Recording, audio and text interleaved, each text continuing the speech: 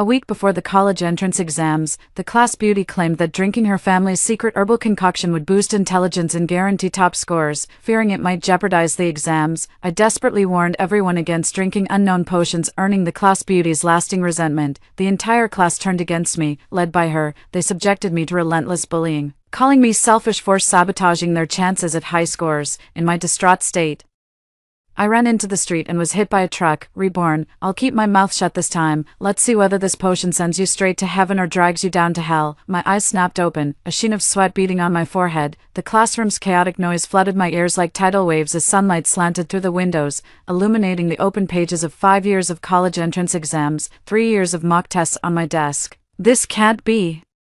I stared at my completely unharmed hands, fingertips trembling slightly. Just moments ago, or perhaps in another timeline, I'd been lying in a pool of blood, feeling life slowly draining from my body. Elliot, what are you zoning out for? My deskmate Troy nudged me with his elbow. Alohan's about to start distributing the medicine. I lifted my gaze slowly, looking past rows of desks until it landed on the girl in a white sundress by the podium. Alohan, our class belle, stood cradling a thermos with that signature sweet smile of hers. The scene feels so familiar, eerily familiar, like deja vu that makes me question reality. Classmates, this is my grandfather's secret recipe, specially brewed to boost focus and energy. Alohan's voice chimed sweetly. My dad stayed up all night preparing it, just one small cup daily, and I guarantee everyone will outperform in the college entrance exams. My fingernails dug into my palms as I clenched my fists too tightly.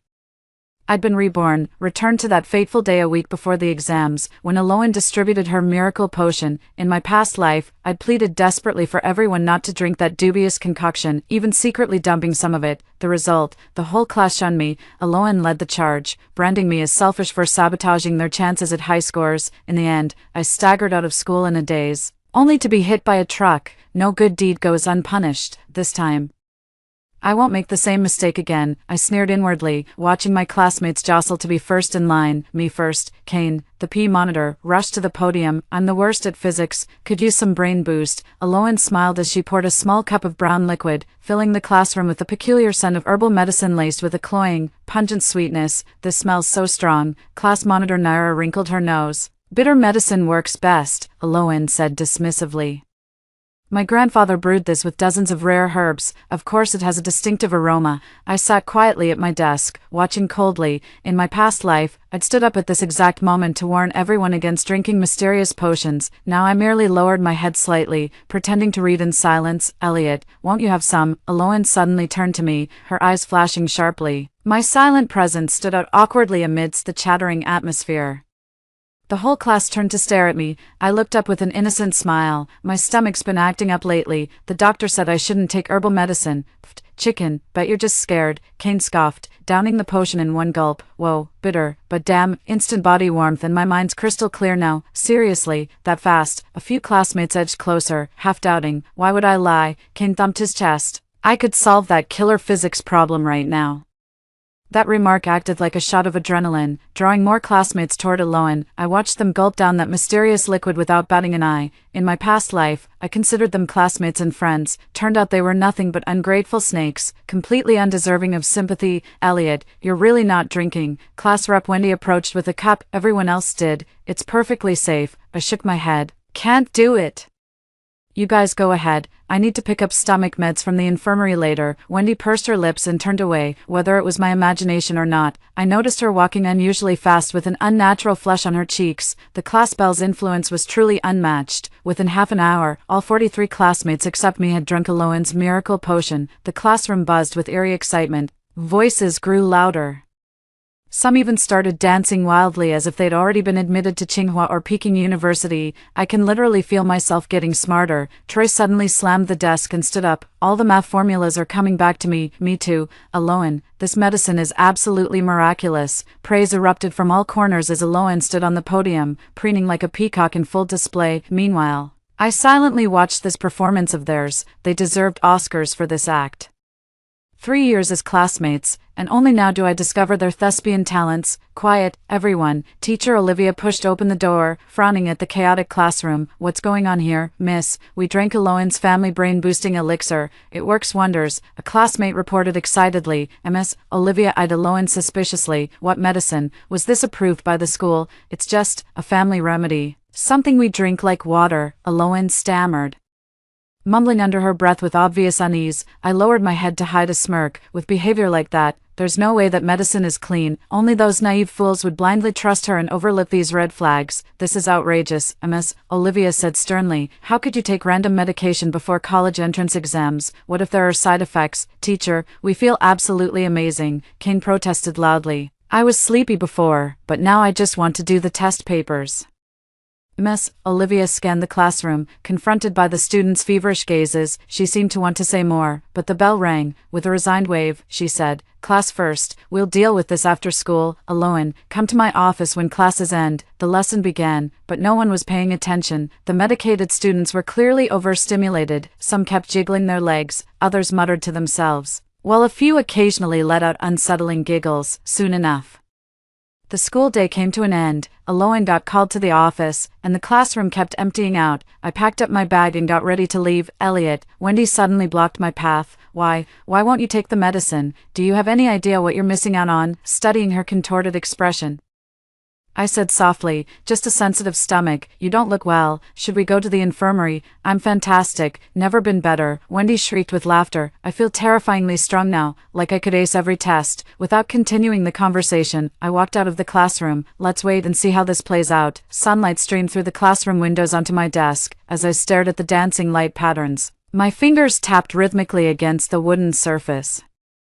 3 days had passed since my rebirth, yet each morning I still woke wondering if this was all just an elaborate dream. Elliot, let me borrow your notes. I looked up to see Wendy standing by my desk, dark circles hanging under her eyes. Ever since taking Alohan's potion, she'd been in this strange hyperactive state, reportedly sleeping only 3 or 4 hours a night yet bursting with energy. Here. I handed over the notebook without another word. Thanks. She took the notes, her nail edges showing obvious bite marks. I recited the periodic table 10 times last night. My mind feels crystal clear now. I nodded silently. The classroom hummed with the rustle of turning pages and hushed conversations, the atmosphere still charged. After all, these were students who felt supremely confident about the college entrance exams. Alohan sat in the front row, wearing a pale blue dress with her hair in a high ponytail, fresh and crisp as morning air. Who would have guessed the seemingly perfect girl was actually the ringleader of my school bullying in my past life, ultimately driving me to mental breakdown and running into traffic. Class, there are 4 days left until the college entrance exams. Teacher Olivia tapped the blackboard. Today we'll cover key problem types. Please focus. I forced myself to look away from Alohan toward the blackboard. In my past life at this point, I'd already been ostracized by the whole class, enduring daily taunts and pranks. Now I sat quietly in the corner like a ghost, completely beneath everyone's notice, and that suited me just fine. As the dismissal bell rang and Miss Olivia left the classroom, Alohan stood up clutching that familiar thermos. Who hasn't taken their medicine today? My dad brewed a fresh batch. It's even more effective now. Her voice dripped with honeyed sweetness. Several classmates immediately gathered around, including the usually cautious class monitor Naira.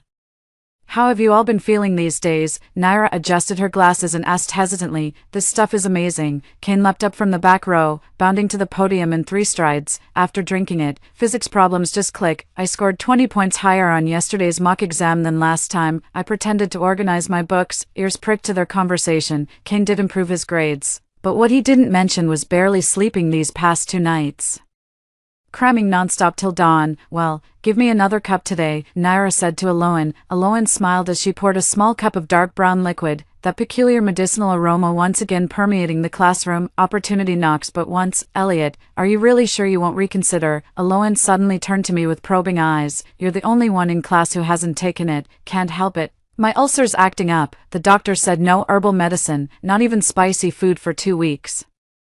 I lied without blinking. Really envy you guys though. Alohan pursed her lips, looking half convinced but didn't press further. She turned to other classmates and resumed distributing her miracle cure. This time, with no interference from me, Alohan successfully doled out her potion to everyone. Like Zhou beating Huangai, a willing punisher and a willing victim, I kept my mouth shut. Learning to respect others' choices was the real lesson here. On my way home, I passed a pharmacy with an ad in the window reading Gaokao Boost, Calm Nerves, Sharpen Mind. I stopped and stared at it for a moment before suddenly laughing. In my past life, I fought tooth and nail to protect those classmates, only to be repaid with betrayal and pain. This time around, I'll just stand back and watch. Let's see whether you'll soar to heaven or plunge into the abyss. Back home, my phone buzzed with a message in the class group chat. Aloan had posted a group photo captioned "Drank the miracle potion, Gaokao victory guaranteed." Everyone in the picture was beaming, myself included, though only I knew what my smile truly meant. I studied the photo for a long time before turning off my phone. Outside, the setting sun painted the clouds in fiery hues, perfect for watching the evening glow. Tomorrow marks the final sprint before the college entrance exams. I can't wait to see what miracle drug will deliver as their ultimate result. As I closed my eyes, memories from my past life flooded in: taunts, mocking laughter, the screech of brakes. On the first day of the Gaokao, the morning sun shone exceptionally bright. Standing at the school's entrance with my exam slip in hand, I watched classmates trickle in. Most sported dark circles, their faces ghostly pale. A far cry from their hyperactive selves just 3 days prior. As I approached, I noticed Wendy's bloodshot eyes and her fingers nervously twisting the hem of her shirt, while Kane was drenched in sweat, constantly mopping his forehead with tissues. "What's wrong with you guys?" I asked pointedly, though I already had a pretty good idea. "I don't know. I've been feeling awful since last night." Wendy's voice trembled, dizzy as hell and constantly nauseous. Kane gritted his teeth. "Same here, completely drained like I've got a fever." Damn it, of all days. I glanced around and noticed many classmates showing similar symptoms. Some leaned against the wall with closed eyes, others kept drinking water, while a few girls were quietly sobbing. Aloan was the last to arrive. She wore a red dress today for good luck, but her pallid complexion made the vibrant color seem jarring. Her steps were unsteady, and she nearly stumbled when reaching the front of the line. "Aloan, are you okay?" Naira steadied her. "I'm fine, just a bit nervous." Aloan forced a smile, though I noticed her pupils were abnormally dilated and her fingers trembled slightly. The bell rang as we lined up to enter the exam hall. During security check, Kane's legs suddenly gave way and he nearly collapsed, but the proctor caught him. "Are you okay, student? Do you need to visit the infirmary?" the teacher asked with concern. "No, I'm fine," Kane nearly shouted before lowering his voice. "Just a bit of low blood sugar." The teacher gave him a skeptical look but ultimately let him pass. My seat was in the middle of the classroom, with Wendy in front of me and Aloan diagonally to my right. When the test papers were handed out, the room fell so quiet you could hear pencils scratching against paper. I glanced at the exam sheet, the essay prompt read choices. A cold smirk flashed through my mind as I began answering with deliberate calm. Within half an hour, strange things started happening. First it was Wendy, constantly shifting in her seat, left hand clamped against her temple while her right hand slowed its writing pace. Then Aloan, sitting rigidly upright just ahead to my right, though I could see her shoulders trembling faintly. Kane had it the worst. An hour into the exam, he suddenly raised his hand. "Sir, may I use the restroom?" The proctor frowned. "There's only 1 hour left. Can you hold it?" Kane's face turned from pale to ashen, beads of sweat forming on his forehead. I can't hold it anymore." The teacher had to call an external proctor to escort him. Kane staggered out, nearly knocking over 2 desks on his way. My pen glided smoothly across the exam paper, yet my heart churned with turmoil. Last lifetime, failing to make the right choice led to my tragic demise. This time, I've chosen correctly. "But what about you all?" Aloan suddenly let out a faint whimper. Clutching her head with both hands, her shoulders shook violently. The invigilator approached, murmuring questions, but she only shook her head. When the final bell rang, the classroom erupted in collective groans. Wendy's essay was only half finished, the paper bearing distinct water stains, like fallen tears. Aloan's answer sheet had entire sections left blank, unfinished. "It's over, completely over." Kane crouched in the hallway corner after leaving the exam hall, gripping his hair. I left 3 major questions blank. My mind just went completely blank. Naira didn't look any better. I completely blanked on the classical poetry fill-ins, even though I had them memorized backwards just yesterday. The classroom buzzed with students commiserating, while I remained silent. Aloan stood surrounded in the center, her face growing paler by the minute. "Aloan, you promised this medication would last through the entire college entrance exams," Wendy suddenly accused. Her voice hoarse. "Why did it fail during the very first test?" I don't know," Aloan stammered in response. Maybe it's because everyone's constitution is different. I barely slept last night." A guy cut in. "My heart was racing like crazy the whole time. Even sleeping pills didn't help." "Same here, me too." The murmurs of agreement grew louder as the classmates' gazes gradually fixed on Aloan. Filled with suspicion and anger, it might not be the medicine's fault. Aloan took a step back, her lips trembling. I drank more than any of you. Why would I ever harm you? But you never mentioned any side effects. Wendy suddenly raised her voice. We drank it completely in the dark. Aloan's face turned pale instantly, standing at the edge of the crowd. I coldly observed the escalating conflict. They'd ganged up on me like this in my past life too, back then. It was because I'd tried stopping them from drinking that career-ruining potion, all right. All right, Naira stepped in to mediate. We've got math this afternoon. Everyone calm down and get some rest first. The crowd dispersed reluctantly, but I noticed the way some classmates looked at Aloan had changed. It was the look of shattered trust, the same way they'd looked at me in my past life. The afternoon math exam was even more brutal. Within half an hour, 3 students had to be escorted out due to dizziness and nausea. Wendy suddenly burst into tears during the second major question and was taken out by the proctor. Aloan lasted till the end, but her answer sheet had glaring blank sections, her hands trembling so violently she could barely hold the paper when submitting. When the second day's exams concluded, the class group chat fell into tomb-like silence, as if everyone had collectively vanished, just as I'd predicted. Everything was unfolding toward that inevitable outcome, but this was merely the beginning. The real storm would arrive when college entrance results came out, when they realized their lives had been ruined by that so-called miracle potion. All I needed to do was wait quietly. On the third day after the college entrance exams, our class group chat suddenly exploded. Lying in bed, I scrolled through the flood of notifications. The earliest was Kane's 3 a.m. message, anyone else aching all over and can't sleep. A dozen replies came pouring in almost instantly. It hurts like hell. Feels like I've been beaten up. I had a 39 degrees Celsius fever and went to the hospital. My urine turned brown, and the doctor asked what I'd eaten. I slowly scrolled through the screen, an involuntary smirk forming on my lips. These classmates who once bullied me alongside Aloan were now getting their well-deserved karma. The group chat notifications had blown past 99 plus. With the tone gradually shifting from complaints to direct accusations against Aloan, finally, someone tagged her. At Aloan, what's the deal with your medicine? My doctor said I have drug poisoning. Minutes later, Aloan replied, the medicine couldn't possibly be faulty, must be individual constitution differences. I'm suffering too, you know. Her words were like water hitting hot oil, instantly triggering an even fiercer backlash. Bullshit. The whole class got sick and you're blaming it on constitution. What's really in that medicine? Don't you owe everyone an explanation? Aloan never replied. I turned off my phone and walked to the window. The summer sun still shone brightly, but I knew in certain hospital wards, my classmates were lying in beds, paying the price for their gullibility and greed for shortcuts. The next day, I happened to pass by the downtown hospital. At the entrance of the inpatient department, I ran into Wendy's mother, her eyes swollen and red, clutching a stack of medical bills. Auntie, how's Wendy doing? I approached and asked. She looked up and barely recognized me as Wendy's classmate. The doctor said it's acute liver and kidney damage caused by medication, needs hospitalization for observation. That silly girl, how could she be so reckless? I followed Mrs. Zhang to the ward. Wendy lay on the hospital bed, her complexion sallow with an 4 drip in her hand. Seeing me, she forced a weak smile. You're lucky you didn't take those pills. I sat down on the chair by the bed and asked, I heard that medicine isn't free.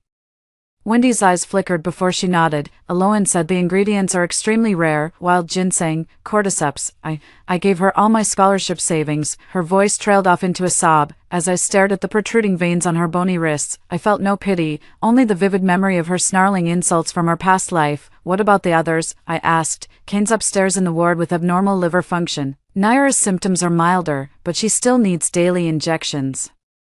Wendy suddenly grabbed my wrist. Elliot, do you think Aloan knew the medication was tainted? I dodged the question. What do you think? Wendy released her grip, her eyes dimming. I only found out yesterday. She outright lied to the teacher. When Ms. Olivia asked for it, Aloan claimed the supply was exhausted. As I left the hospital, a familiar figure caught my eye in the outpatient hall. Aloan, masked and wearing a baseball cap, was hurrying toward the pharmacy. She didn't notice me, but I clearly saw the lab reports and multiple boxes of liver protectant meds in her hands. Back home, new messages popped up in the class group chat. Naira posted a lab report photo with the diagnosis section glaringly stating, suspected drug-induced liver injury, hospitalization recommended. She tagged Aloan below. Don't you owe everyone an explanation? This time, Aloan responded quickly. I drank the same amount of medicine and feel awful too. It's my grandfather's prescription formula. Never had issues before. Maybe you guys ingested something else. Her evasive reply ignited the classmates' fury. Dozens of responses flooded in instantly, some calling her heartless, others demanding refunds.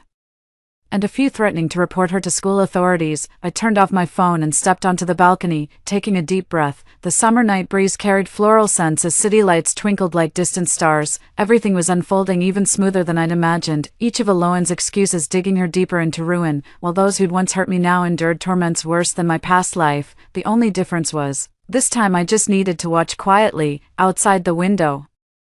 A bolt of lightning split the night sky as distant thunder rumbled. The wind howled through the building. A storm was brewing. When the college entrance exam results were released, our class group chat first fell into dead silence, then exploded with activity. I sat before my computer, staring at my score, 625 points. Not bad. This was enough to get into my dream university. I closed the results page and clicked on the constantly blinking group chat.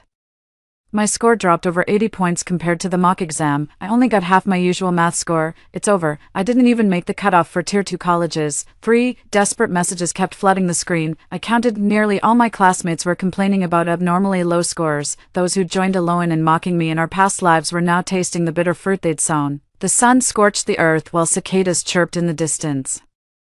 This sweltering weather perfectly matched the simmering rage in the air. At 3 p.m. in Alohan's neighborhood, a crowd of about 20 students and a dozen parents had gathered outside her building. Kane stood at the forefront, aggressively ringing the doorbell. I positioned myself under a tree at a safe distance, close enough to observe, but far enough to stay uninvolved. Alohan, come out, give us our money back. Pay for the medical bills, you've ruined my child's future. The shouting grew louder as several neighbors peered out from their windows. Finally, the door to Alohan's house opened, but instead of her, a middle-aged man emerged, presumably her father. Parents, students, please calm down. The man attempted to pacify the crowd, but his voice was quickly drowned out. Your daughter sold counterfeit medicine that harmed people. My son is still in the hospital. You'll face legal consequences for this. Beads of sweat formed on Alohan's father's forehead as he shouted something over his shoulder. Only then did Alohan timidly appear in the doorway, her face deathly pale with dark circles under her eyes, a far cry from the radiant class beauty she once was. I truly had no idea this would happen. Her voice trembled. I'm a victim too. Bullshit, Kane roared, raising his phone. Look everyone. This test report from a certified lab proves her so-called miracle drug contains banned substances. It damages the nervous system. The crowd erupted in gasps. I narrowed my eyes. Never expected Kane to pull this card. Guess rage really unlocks hidden potential. Alohan's father turned deathly pale in an instant. This can't be. Wait. Wendy's mother pushed forward, waving a stack of receipts. My daughter scrimped and saved to give you 800 for medicine. And what did you give her? Poison. Alohan shrank behind her father, lips trembling speechlessly. Everyone, please.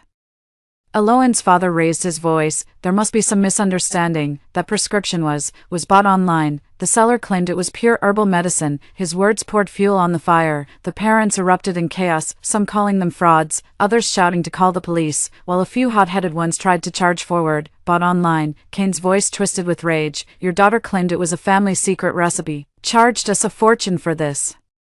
Alohan's father wiped his sweat. The production costs are genuinely high. Scammer, a boy shouted. I looked it up. That so-called smart pills sell for pennies online. As the truth unraveled layer by layer, the crowd's fury burned hotter. I watched Alohan's ashen face, remembering how she'd led the bullying against me in our past life with that haughty smirk. Now, it was her turn to face the condemnation of the masses. Refund my money. Pay for my medical bills.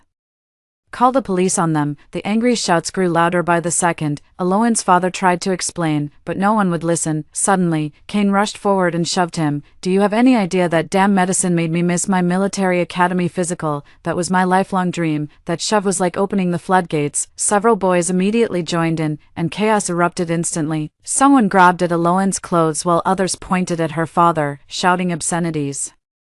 Alohan's mother rushed out to protect her daughter, only to be shoved aside by an enraged parent. Stop, everyone stop. Alohan's father tried to restore order, but it was futile. Amid the chaos, Alohan suddenly broke free from the crowd and bolted toward the stairwell. Kane and 2 other boys instantly gave chase. Don't you run. We demand an explanation today. I stood frozen in place, listening to the frantic footsteps and shouts from upstairs. Suddenly, a piercing scream cut through the air, followed by the dull thud of something heavy tumbling down the stairs. Everyone fell silent for a moment before swarming toward the stairwell. I followed slowly and saw Alohan lying at the landing, her right leg twisted at an unnatural angle, her face covered in blood. The 3 boys who'd been chasing her stood a few steps away, their faces ghostly pale. I didn't touch her, Kane stammered. She just missed her step.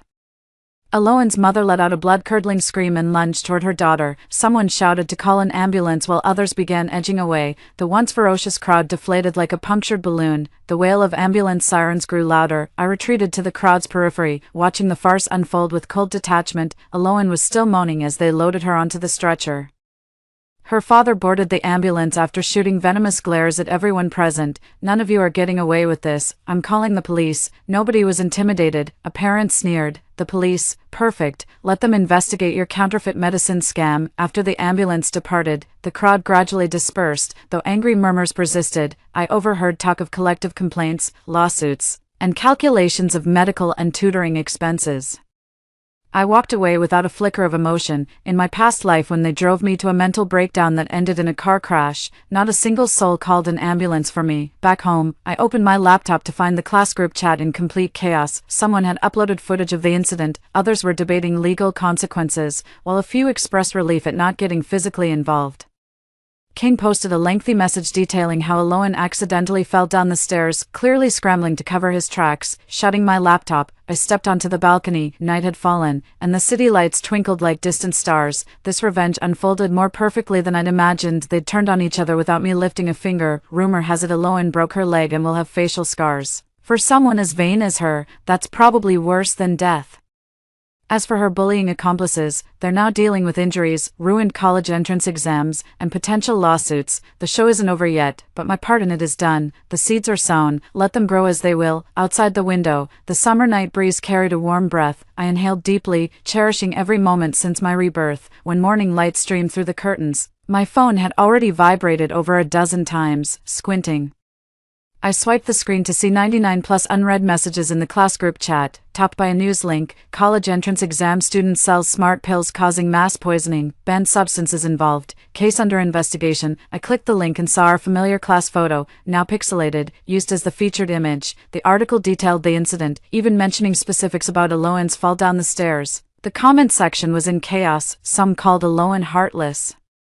Others expressed sympathy for the victimized students, while debates raged about the school's accountability. I got up and drew the curtains. Down on the street, several people with cameras were questioning the neighborhood security guard. Everything's under control. The situation is unfolding exactly as I anticipated. Reactions in the class group chat varied wildly, some worried about privacy breaches. Others fumed at the media's sensationalism.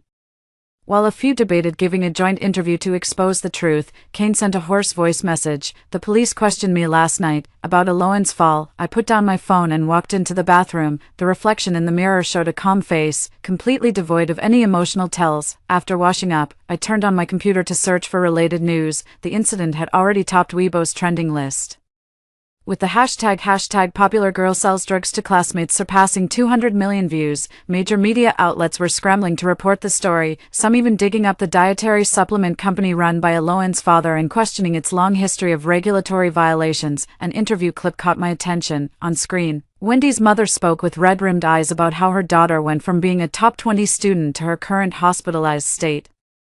The doctors say her liver damage might be permanent. The haggard woman choked back tears. She's only 18. Suddenly, my phone rang. It was homeroom teacher Ms. Olivia. "Elliot, are you home? The school requires all students to fill out an incident report form. I'll have someone deliver it to you." I replied with my address and went back to browsing the news. As the scandal unfolded, more disturbing details emerged.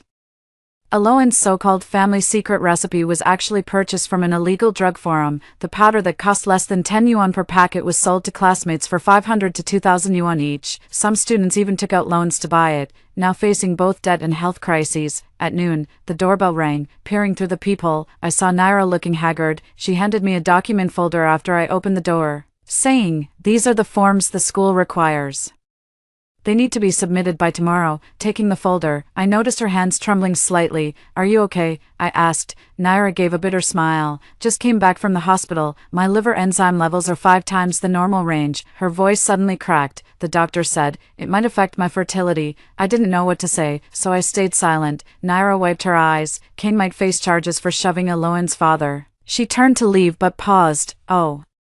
The school revoked Alohan's graduation eligibility along with several involved students, including Kane and Wendy. Watching Naira walk away, I noticed she'd grown much thinner than I remembered. Back inside, I opened the document folder to find an incident report form requiring detailed accounts, whether we'd purchased drugs, participated in the altercation, etc. A bold warning at the bottom read, "Responses will serve as police evidence. Provide truthful statements." I completed the form slowly. I hadn't bought drugs, wasn't involved in the fight, and only knew about the incident through class group chats. That evening, I turned on the TV to find local news covering the incident. The footage showed Alohan's family business being sealed off, with law enforcement officers carrying out boxes of documents. The reporter stated the case had escalated to a criminal investigation, with potential additional suspects involved. The broadcast cut to an interview outside the hospital. Alohan sat in a wheelchair, her right leg in a cast and face bandaged, breaking down in tears before the cameras. She sobbed, "I truly didn't know the drugs were problematic. I'm a victim too." The reporter fired a pointed question, "But you sold these to classmates at inflated prices, profiting tens of thousands. How do you explain that?" Alohan's crying abruptly stopped, her eyes darting nervously. That was just covering costs." A furious roar came from off-screen. "Liar." A water bottle flew into frame, hitting Alohan on the shoulder. Chaos erupted instantly as the cameraman hastily cut the feed. I turned off the TV and walked to the window. Night fell as city lights flickered on one by one. The storm was spiraling out of control, beyond what I'd anticipated. "I wonder if any of you feel even a twinge of regret now." My phone vibrated, snapping me out of my thoughts. The class group chat had a new message, this time a shared document titled Alohan's List of Crimes. It meticulously catalogued her alleged misdeeds from freshman to senior year. Cheating on exams, spreading rumors, stealing class funds, truth mixed with fiction. The document concluded with, "This trash doesn't deserve to live." Frowning, I checked the edit history and found over a dozen contributors. The comments section descended into madness. Someone suggested confronting her at the hospital, another posted Alohan's ward number, while yet another shared images of knives. This rhetoric has crossed the line from anger into dangerous territory. I turned off my phone and walked to the desk. When they drove me to despair in my past life, did anyone speak up for me? Now that they're reaping what they sowed, why should I pretend to care? Outside the window, another bolt of lightning split the night sky, followed by the low rumble of thunder. Someone anonymously posted Alohan's detailed hospitalization information in the class group. Room 712. 7th floor east wing of City Hospital, right leg fracture, mild concussion, expected 2-week stay. The post even included her daily examination schedule. In room 712, the door stood slightly ajar. Through the gap, Alohan could be seen propped against the headboard, her right leg in a suspended cast, face bandaged. She was staring at her phone with a furrowed brow. No flowers or get-well cards adorned the bedside, just her mother mechanically peeling an apple. Muffled voices drifted from the water dispenser at the end of the hallway, 2 nurses chatting. "That girl in 712 is so pitiful, had nightmares again last night," said the younger nurse. The older nurse pursed her lips. "Pitiful." The news said how many classmates she poisoned selling those pills. Another one of her schoolmates was admitted to 715 this morning, kidney and liver failure, just 18. Room 715 stood nearby, its door shut but the window revealing several shadowy figures inside, on the bench outside the hospital. Wendy's mother trembled uncontrollably while reading a medical report. The corner of the document revealed bold, alarming words, "Poor prognosis requiring long-term treatment." The July sun blazed mercilessly. Hundreds of unread messages flooded the class group chat. A newly created anonymous group link circulated repeatedly, titled Demanding Justice. I clicked the link to find 20-some members already in the group. The pinned post showed a lab report with all liver function markers in dangerous red, captioned, "Doctor says I can never drink again, while that bitch keeps playing the victim." The replies grew increasingly vitriolic. "My parents wasted over 10 grand on tutoring fees for nothing. Wasn't her place seized? Where's the money then? Just paying compensation isn't enough. I want her to suffer living hell too." Scrolling further down, someone posted clearly sneaky photos of Alohan's hospital room. The latest messages were discussing concrete action plans. "Her mom won't be home tomorrow afternoon, and the caretakers change shifts at 2. No surveillance in the east stairwell. I'll bring the rope. Who's got a camera?" I turned off my phone and waited at the bus stop. Cars streamed past, pedestrians hurried by. No one noticed the turmoil beneath this high schooler's calm exterior. My phone vibrated again. It was a notification from that anonymous group. Kane had sent a message: meet at the hospital's east gate tomorrow at 2 p.m, bring masks and hats. If you don't want to come, just pretend you never saw this. Immediately, 7 or 8 replies popped up. Some asked for details, others confirmed their attendance. The last one came from an unfamiliar account: I've got pepper spray and zip ties, that bitch won't know what hit her. I closed the group chat and turned on the TV. Local news was covering the high school drug case. The footage showed Alohan's family's health supplement company with its doors sealed shut. The reporter said the case had been transferred to prosecutors, and Alohan's father might face charges for manufacturing and selling counterfeit drugs. Reports indicate 5 victimized students have been hospitalized, 2 in critical condition. Experts warn the drugs contain banned substances that could cause permanent liver and kidney damage. I switched channels to an old movie playing. The male lead said, "Revenge is like a snowball, once it starts rolling, there's no stopping it." Late at night, I lay in bed listening to occasional cars passing outside. What would happen at the hospital tomorrow at 2 p.m? I turned over, pushing the thought away. When they drove me to despair in my past life, did any of them ever hesitate? My phone screen lit up in the dark with a new message in the anonymous group. A quick glance showed Kane's final confirmation: proceed as planned tomorrow, bring your gear, and don't register under real names. I didn't reply, just silenced my phone and placed it on the nightstand. Once the gears of revenge start turning, they can't be stopped, and me, I only needed to be a silent observer. Outside the window, a pale moon hung in the sky like a cold, indifferent eye. At 1:45 p.m. I sat at my desk staring at the live surveillance feed from City General Hospital on my computer screen. This wasn't hacking, just the publicly accessible security system displayed in the hospital lobby, viewable by anyone through the visitor portal on their official website. The East Wing lobby bustled with activity in the footage, adjusting the camera angle. I spotted several masked youths lingering near the elevators, though deliberately spaced apart. Their familiar silhouettes and postures were unmistakable: Kane, Naira, and 3 other boys from our class. My phone screen lit up with the latest message in that anonymous group chat: in position, awaiting signal. The sender was Kane. On the security monitor, Kane checked his phone and gestured to the others. They entered the elevator in groups, with someone pressing the 7th floor button. I switched to the hallway camera feed on the 7th floor. The image was grainy but identifiable. At 2:03 a.m., the elevator doors opened. Kane stepped out first, scanning both ways before striding toward room 712. The others followed closely, with Naira lingering at the rear, constantly glancing back. I switched camera angles to the feed outside room 712. Kane paused at the door, pulling something from his backpack to distribute. Then he shoved the door open violently, and all 5 filed inside. There were no cameras inside the room, but the hallway mic picked up a shrill scream followed by a heavy thud. A nurse rushed from the station, peered toward 712, then hesitantly approached. Just then, the door to room 712 burst open as Naira rushed out to intercept the nurse, frantically gesturing to explain something. The nurse frowned and shook her head, prompting Naira to suddenly grab her arm. Simultaneously, Kane leaned out from the room and sprayed something directly into the nurse's face. The nurse clutched her face and crouched down while Kane and Naira swiftly retreated into the room, slamming the door shut. I switched back to the lobby surveillance feed and saw the receptionist answering a phone call with panicked expressions. 2 minutes later, 3 security guards sprinted toward the elevators. At the same moment, the window of room 712 suddenly shattered as a dark figure plunged from the 7th floor amid the sound of breaking glass. The surveillance footage shook violently as chaos erupted among the crowd.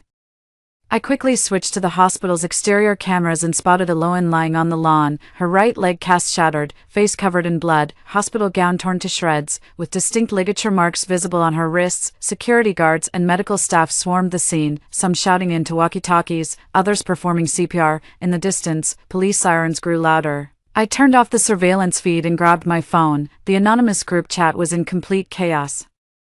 What the hell happened? Weren't we just supposed to scare her? Have you lost your mind? Kane, cops are coming. Everyone wipe your records. The last message was from Kane. She had it coming. Then the group got disbanded. All traces vanished. I scrubbed all related data and apps from my phone, then walked to the window. Summer sunlight still streamed in, sparrows hopping along power lines. In the distance, 3 police cruisers wailed towards City General Hospital.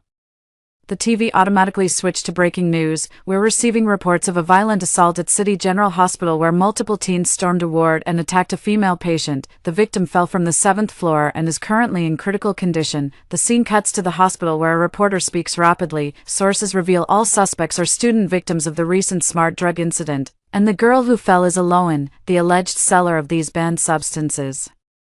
By evening, local news updated, 5 involved students are now in police custody, 2 being minors. Victim Aloan remains in critical condition at ICU. Authorities confirm this case will merge with the prior smart drug investigation, with potential additional charges pending. My phone vibrated, a school-wide alert. All 12th graders must attend an emergency meeting tomorrow at 9 a.m., no exceptions. I know this show's nearing its finale. Tomorrow, the school will announce disciplinary actions. The police will update their findings, and I'll keep playing my role as the invisible bystander. The desk lamp casts my shadow on the wall, stretching it unnaturally tall. So this is what vengeance tastes like. No exhilarating rush as imagined, yet strangely absent of remorse too, just like watching a film whose ending you've known all along. Outside the window, a gust of wind rustles through the leaves. What fresh dawn awaits when the sun rises tomorrow? Aloan is dead. The morning news delivered the announcement in clinical tones. Aloan, the victim of yesterday's assault at City Hospital, succumbed to her injuries at 3 a.m. despite emergency treatment. The case has been upgraded from intentional assault to homicide, with 5 student suspects now facing graver criminal charges. I turned off the TV and slowly chewed my breakfast toast. The bread was dry, and I had to wash it down with water. Outside, the sunlight streamed through the window, a perfect day for graduation. My phone kept vibrating. The class group chat was eerily silent, but private messages were flooding in. I skimmed through a few, panicked questions and frantic attempts to distance themselves. No one mentioned Aloan, no mourning, just self-preservation. I put on my uniform and adjusted the collar in the mirror. The boy staring back had calm, unreadable eyes. After all, I'd faced life and death long before they had. 2 police cars were parked at the school gate, officers in uniform checking student IDs. I handed mine over calmly, a glance, and they waved me through. The auditorium was thick with tension. The principal stood on the podium, his face ashen. Students who normally chattered like sparrows now sat as quiet as frightened quails, all heads bowed to avoid being called out. This was supposed to be our graduation ceremony, the principal said hoarsely. But due to the disgraceful actions of certain students, it's now become an emergency disciplinary meeting. His stern gaze swept across the room. All students involved in yesterday's hospital incident, whether directly or indirectly, report to the dean's office immediately. The police already have sufficient evidence. Voluntary confession may reduce your penalties. No one moved. The silence was so profound you could hear the hum of the air conditioning. The principal sighed and continued. As for the other students, diplomas and academic records will be issued as usual. However, given the severity of this incident, the school has decided to cancel all group celebrations. After the meeting, students rushed out like refugees fleeing a disaster. I took my time packing my bag and noticed Wendy's seat was empty. Rumor had it her condition worsened last night, and she'd been transferred to the provincial hospital. Elliot, homeroom teacher MS, Olivia called out to me. Come here for a moment. I followed her into the office where 2 plainclothes officers were seated. The older one looked up at me and asked, "You're Elliot, from class 2, grade 12. Yes, I nodded. We're investigating the Aloan case and have some questions for you. He gestured for me to sit. What was your relationship with Aloan? Just classmates, I replied. We didn't interact much. The young officer flipped through his notebook. Some classmates mentioned you never drank the herbal remedies Aloan sold. That's right, I have a sensitive stomach and avoid herbal medicine, I said without blinking, especially unverified concoctions like this. Then what? Did you ever have conflicts with Aloan? I shook my head. No, I'm quite introverted and rarely participated in class activities. The officers exchanged glances. The senior one continued. Do you know who was involved in yesterday's hospital incident? I don't know. I met his gaze directly. I was at home yesterday, studying college material in advance. They asked a few more questions, and I answered truthfully. I hadn't participated in any group discussions, hadn't been to the hospital, and only knew about the incident from news reports. Every word was true, except for omitting the crucial part. I'd foreseen all this long ago. The officer closed his notebook. All right. Thanks for cooperating. Contact us anytime if you remember anything important. Stepping out of the office, the campus was nearly empty. I passed the bulletin board still displaying college acceptance announcements. Ironically, I was the only one from my class who made the list. When I got home, there was an email waiting in my inbox. I clicked it open. It was an acceptance letter from State University, the school I'd dreamed of attending in my past life. I stared at the screen for a long time before calmly shutting down the computer. That evening, local news updated the case. 3 more students have turned themselves in for the hospital violence homicide. Police indicate over 10 individuals may be involved. Primary suspect Kane and others face murder charges, with potential sentences exceeding 10 years. 5. The scene cut to Wendy's mother, lying gaunt on a hospital bed. Our Wendy is a victim too. She's now suffering liver and kidney failure. requiring lifelong treatment. Those kids were so reckless. I turned off the TV and stepped onto the balcony. Night fell as city lights twinkled like stars. At this moment in my past life, I was already lying cold in the morgue while those who killed me celebrated their graduation. No, our positions were completely reversed. My phone vibrated with the final message in the class group chat. Naira had posted, "I'm turning myself in. Being Kane's lookout makes me an accomplice, right? Hopefully the judge will go easy since I'm still a minor." I deleted all class-related messages and photos from my phone. Tomorrow I'll enroll at the provincial university to start a new life. As for those who hurt me, Kane will spend his prime decade behind bars. Wendy will struggle with failing organs, and the others involved in the violence will carry criminal records that'll alter their lives forever. Not a single drop of blood stains my hands. The university acceptance letter glowed softly under the desk lamp. I carefully tucked it into the drawer before turning off the light. Outside the window, a full moon hung high in the sky. Tomorrow would be another new day. The end. Story 2. I was the third princess of the Azure Dragon clan, yet I fell for a lowly white rat. My father was utterly disappointed in me and passed the throne to my younger sister instead. I had no desire for power, only wishing to spend my life with my beloved rat husband. To elevate his bloodline, I drained my own vital essence without hesitation, helping him grow stronger step by step. Soon after, it evolved into a mighty white tiger. I was now carrying the fruit of our love within me. On the day of childbirth, my beloved white rat husband pierced my heart in my moment of weakness. He coldly declared, "You should have died long ago. Only a noble princess like Tess deserves the glory of being with me." The white tiger, my younger sister, walked in smiling, with the white mouse nestling by her side. I collapsed in despair. When I opened my eyes again, I was back on the day of choosing my companion beast. Without hesitation, the white mouse chose to stay with my sister. Their smug grins told me everything they'd been reborn to. A cold laugh echoed in my heart. Little did my sister know, without my aid, White Rat was nothing but a feeble creature. For I alone am the true heir of the divine bloodline. In the grand hall of the divine temple, my father the emperor gazed at me with icy detachment. "Naira, would you truly forsake all these divine beasts for that wretched creature?" At this moment, I became certain I had truly been reborn. In my past life, I had stood in this very temple, pouring my heart out to the white mouse, begging for my father's blessing. The divine officials and celestial generals stood utterly dumbfounded. My father, the emperor, was thoroughly disappointed in me. He granted my request but thereafter completely ignored my existence. Recalling the nauseating sweet talk from my past life while staring at that white rat's cunning face made my stomach churn. I must have been blind to ever fall for this ungrateful beast. Amidst the murmurs of the crowd, the white mouse suddenly spoke. Falling to its knees, it said reverently, "Your Majesty, I share no affection with Princess Naira. Everything before was merely her unrequited fantasy. The one I truly love is young Princess Tess." The emperor roared in fury. "How dare you? You shall not toy with the dignity of our royal princesses. Guards, seize this wretched beast." As the lowly third princess, I couldn't care less about my own ruin, but our father would never permit his heir apparent, my sister, to unite with this hopeless creature. My sister stopped the guards, helping the white rat to its feet as she pleaded, "Father, don't underestimate this rat. Within 3 years, it will evolve into the legendary divine beast, the white tiger." The emperor questioned skeptically, "How can you be so certain?" My younger sister declared confidently, "Just days ago, I awakened the eye of divinity and learned I am the reincarnation of the god of war. Once I ascend to godhood, I shall lead the divine race to glory alongside the white rat. The divine race has a prophecy: when the god of war descends, a new golden age shall dawn upon our people." My sister's deception aligned perfectly with the ancient legend. From the celestial emperor to the lowest divine official, all were swept up in jubilation. The emperor immediately decreed my sister's coronation as the future divine sovereign. The courtiers knelt in unison, paying homage to the royal heir. The white mouse knelt on one knee, holding a glittering gemstone in its paws. With deep affection, it said, "This enchanted stone is my token of love for you. May it please your heart." Amidst the crowd's cheers, the white mouse embraced its sister tenderly. In that instant, it felt like my heart was stabbed all over again. That precious spirit stone was my mother's final gift to me before she passed. As the ceremony drew to a close, White Rat and my sister stared at me with mocking eyes.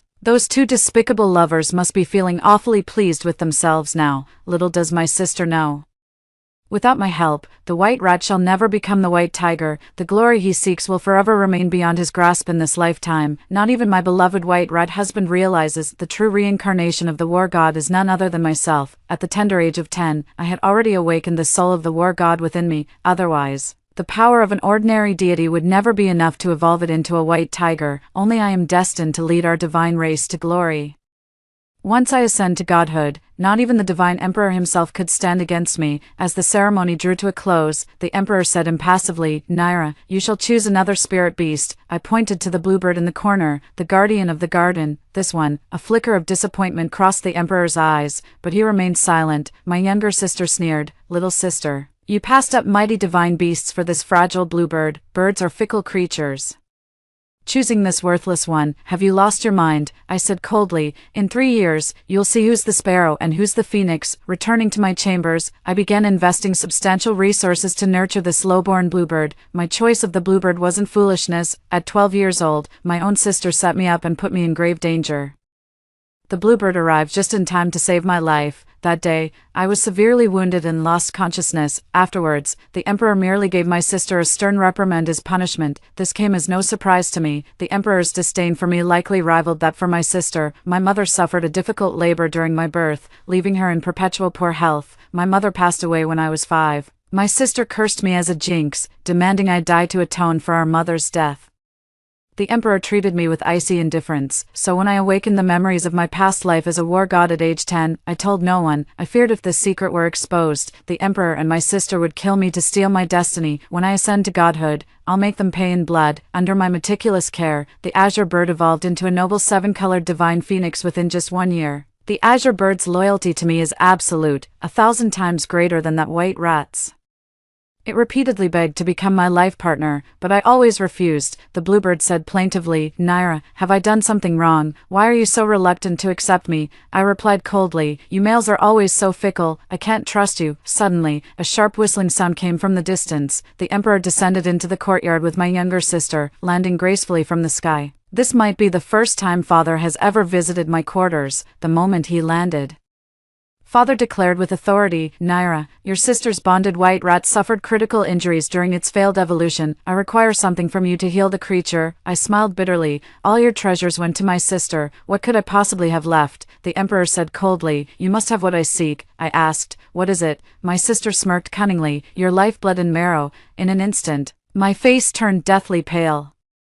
The royal blood and marrow of a divine princess possess miraculous healing powers, capable of reviving the dead and regenerating flesh. In my past life, I sacrificed my essence, blood and marrow every year to feed the white rat. Empowered by my gifts, the white rat grew increasingly formidable step by step. When my sister underwent apotheosis, she nearly failed due to encountering an overwhelming divine tribulation. The white rat expended its own cultivation, releasing the power it had absorbed over the years, transforming it into divine rays of light. With the aid of this divine radiance, my sister successfully weathered the heavenly tribulation and ascended to godhood. Never did I imagine that even in this reborn life, I'd still end up as their sacrificial pawn. I demanded furiously, "By what right?" My sister shot me a venomous glare and sneered, "Because you're worthless. Because you're the reason our mother died. One day I'll inherit father's throne. With divine emperor's power, I'll lead our people to glory, while you'll cower in the shadows, keeping company with those filthy birds. If your pathetic blood and marrow can help white rats evolve, that'd be the only worth your useless existence has." I was shaking with rage, my head spinning with dizziness. I turned to my father with pleading eyes. The emperor's tone softened slightly as he said with a hint of remorse, "Tess is the reincarnation of the god of war,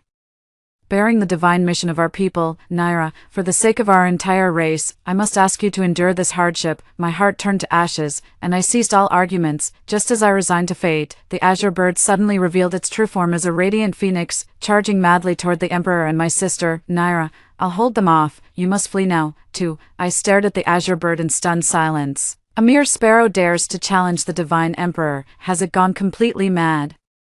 The emperor father effortlessly parried with the azure bird. Within mere minutes, the azure bird was drenched in blood and forced back to its true form. Had it not been my bonded mate, it would have perished at the emperor's first strike. The bluebird rose from the pool of blood, gritting its teeth to fight again. Only at this moment did I truly understand, not everyone is as heartless and ungrateful as those white rats. The one who truly loves me, willing to lay down their life for me, has been by my side all along. With tears in my eyes, I stepped in front of Qingyao and whispered, "Stop fighting, I'll do as they ask." The enraged Qingyao prepared to strike again. "They'll have to walk over my dead body before harming you." With a gentle palm strike, I knocked Qingyao unconscious and ordered the maid to take her away to rest. Then I followed my father and younger sister to the temple. The emperor took a dagger and personally cut open my body.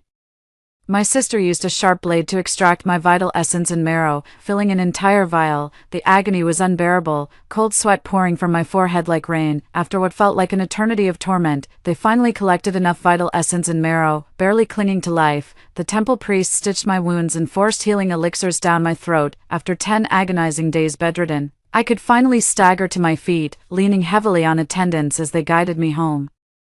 The azure bird's fury knew no bounds when it saw my haggard state. It vowed to make them pay for this outrage when the time came. I gently stroked its feathers and reassured, that day will come. That night, the azure bird became my true companion. As the reincarnation of the god of war, my divine fortune also extended to my partner. The azure bird now harbored the purest divine energy within. Only a catalyst away from ascension, the white rat that betrayed me showed no signs of evolution.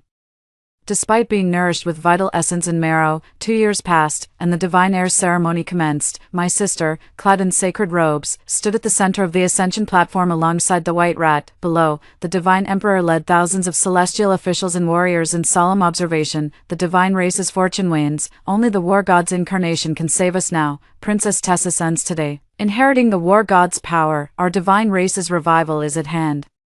Thank the heavens Princess Tess proves worthy. Had she followed Naira's frivolous ways, playing with songbirds all day, our race would be doomed. Princess Naira brings shame to the royal house, no sense of dignity, not an ounce of ambition. The murmurs of the crowd cut like knives. My expression remained calm, as if I heard nothing. On the divine altar, Tess is digging her own grave and will soon face divine retribution. Soon they'll learn who truly deserves the title of Godslayer. In an instant, the younger sister and the white rat unleashed their divine power, commencing their heavenly tribulation. Thunderbolts instantly rolled across the sky, transforming into boundless divine energy that engulfed the two figures on the ascension platform. The younger sister let out agonized cries, her demeanor utterly disheveled. The feeble white rat lasted mere moments before being forcibly reverted to its original form. After an hour, the divine tribulation concluded. My sister, disheveled and bloodied, barely survived the ordeal. The white rat, too weak to endure the trial, lay dying on the ground, gazing at me with remorseful eyes. In its past life, when the white rat underwent the tribulation by my side, it evolved directly into a white tiger and passed with ease.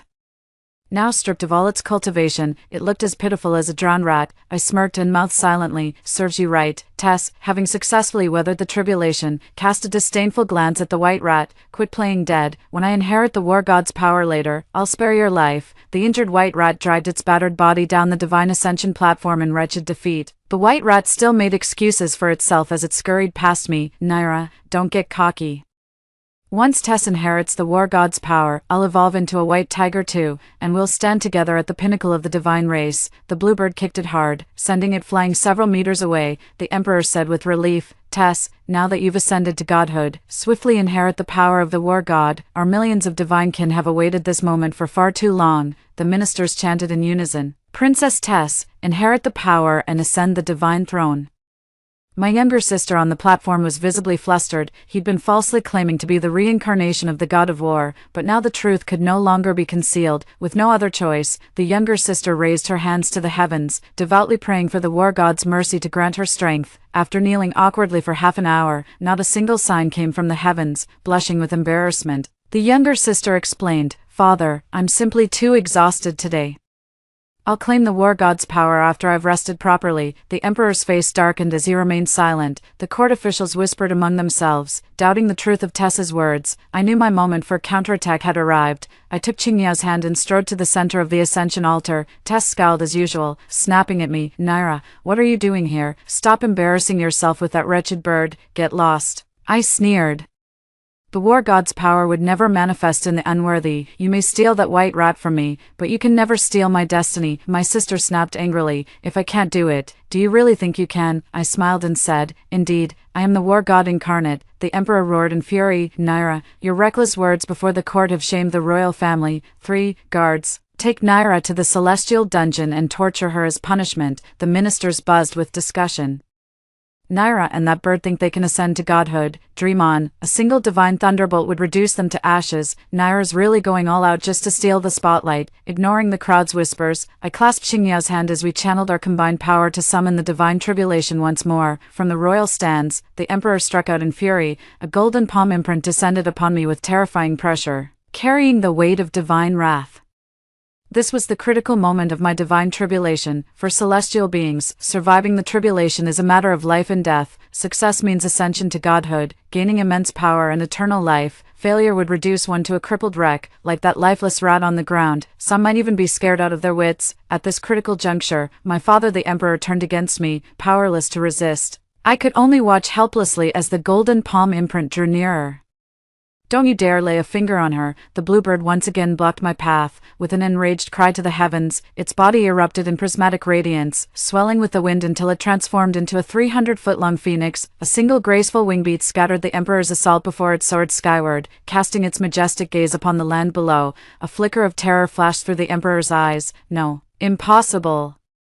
The phoenix of the divine race went extinct millennia ago. How could it possibly reappear now? The phoenix is a mythical beast of legend, its lineage even more formidable than that of the white tiger. The azure bird let out a skyward cry and soared into the clouds. In the blink of an eye, it had fully transcended the divine tribulation and landed before me. "Naira, please bestow upon me a name." I gazed at it calmly and said indifferently, "You've already evolved from a bluebird to a phoenix with my power. Why would you need me to name you? Perhaps following my father or Tess would lead you to a brighter future." Seeing Bluebird's current success, I can't help but remember White Mouse from the old days. During my darkest hours, White Mouse was always by my side. As a child abandoned in the cold palace, my imperial father wouldn't spare me a glance all year. The palace eunuchs skimmed nearly all my daily necessities. On freezing nights when I was 7 or 8, shivering sleepless, it was the white rat who brought me warmth for to barely survive the bitter winter. We made a pact to stay together for life. Little did I know we could weather storms together, but never share prosperity. The white rat stayed not out of loyalty, but for lack of opportunity. The higher the hopes, the harder the fall. Facing the phoenix-transformed azure bird, I no longer hold any expectations. The azure bird's eyes burned with resolve. "Naira, you may kill me, but you cannot drive me away, even in death. Until my last breath, I'll remain your bonded beast." The bluebird's words quietly melted my long-frozen heart. Fighting back tears with a tingling nose, I said, "Very well, I name you Cashin." Birds embody fire, phoenixes dance across heavens. As a divine beast, you shall soar the skies and protect all people. Thrilled with his new name, Cashin did an excited loop in the sky. "Thank you for the name, Naira." A whirlwind of complex emotions, envy, jealousy, loathing, flashed through Tessa's eyes. She shrieked sharply, "Naira, how dare you let your familiar show such disrespect to the Emperor?" The Emperor gazed at Cashin soaring across the sky, a glint of avarice flickering in his eyes. Clearing his throat, he resumed his facade of regal authority. "Cashin, you were once my garden guardian. Your ascension to phoenixhood wasn't Naira's doing. It was our divine clan's resources that forged you. If you pledge allegiance to our house, I shall appoint you as the Grand Marshal of the realm." Cashin asked, "What does pledge allegiance mean?" Tess immediately grasped her father's intent and blurted, "It means becoming my bonded beast. Neither my father nor I shall ever wrong you again." Beneath the stands, the newly awakened white rat dragged its wounded body in terror. Scrambling onto the platform once more, "Tess, what about me?" A flicker of disgust flashed in Tessa's eyes. "If you're still salvageable, you can serve as my bonded beast alongside Cashin. If you fail to evolve by the time I inherit the war god's power, you might as well just die." Tear streaks ran clean through the bloodied fur on the white rat's face. "I bet it's sick with regret by now. Too bad it's far too late. A wretched creature like this deserves nothing but a lonely, lingering death." Seeing Cashin remain unmoved, the Emperor raised the stakes again. "Name your terms, everything is negotiable. Naira is merely the third princess, no power, no prospects. If she forces her tribulation, she'll either perish or end up a cripple. You've transformed from a mere bluebird into a phoenix. Don't you crave soaring to greater heights?" Cashin spread his wings midair and unleashed a torrent of flames from his maw. The inferno rained down, leaving the Emperor and Tess charred from head to toe. The damage was minimal, but the humiliation burned deep. The Emperor's wrath erupted, his divine aura radiating once more. "What can a mere phoenix do? The dignity of our divine race is not to be defied." In an instant, tens of thousands of celestial warriors emerged from the clouds. Even in his newly transformed phoenix form, Cashin stood no chance against their combined might. I lay facing the heavens, eyes closed, silently awaiting the divine tribulation. The gloomy sky was alive with thunder and lightning. Even the divine soldiers surrounding me dared not approach recklessly. A divine thunderbolt as thick as a barrel engulfed my body, yet left me unharmed. The divine warrior power hidden within me was fully awakened by the thunder strike. My body began levitating uncontrollably as celestial music echoed through the heavens, while auspicious violet mist slowly enveloped our sacred sect. The nearly depleted divine energy between heaven and earth surged back to fullness. The aged deity, whose life force was nearly exhausted, suddenly regained the vitality of his youth. The divine crown and robes bestowed by heaven gradually descended upon me. In contrast, Tessa's sacred vestments appeared dull and lifeless, as if stolen. I fixed her with an icy stare, a genuine smile curling my lips. The hatred spanning 2 lifetimes could finally be settled. This impostor is about to pay the price. The god of war descends, bending all laws to his will, sending the entire pantheon into frenzy, darkening the skies. A massive host of hundreds of thousands emerges from the clouds. These were the pantheon's elder statesmen, long retired to mountain seclusion as their vital energies waned. They were so overwhelmed at seeing me again that they prostrated themselves from miles away. All hail the return of the god of war. The crowd roared in unison, their voices shaking the heavens. Even my father, clad in resplendent golden robes, paled in comparison to me. The sheer pressure radiating from me at this moment is enough to terrify everyone. With but a single thought, I could reduce my father the Emperor and his thousands of divine soldiers to ashes. The Emperor saw pure murder gleaming in my eyes. For the first time in his century-long reign, fear flickered in the monarch's gaze. Naira, I am your father Emperor. Are you attempting treason? I sneered coldly. The divine ancestors decreed. When the war god is absent, the divine emperor may temporarily wield their authority. Now that I've returned as the war god, tell me who exactly is rebelling against whom. The truth lay bare before us, yet my father still refused to relinquish power. The emperor clung to his last shred of authority, demanding, "How can you prove you've inherited the war god's full power?" In his eyes, I'll always remain that worthless, unwanted little girl.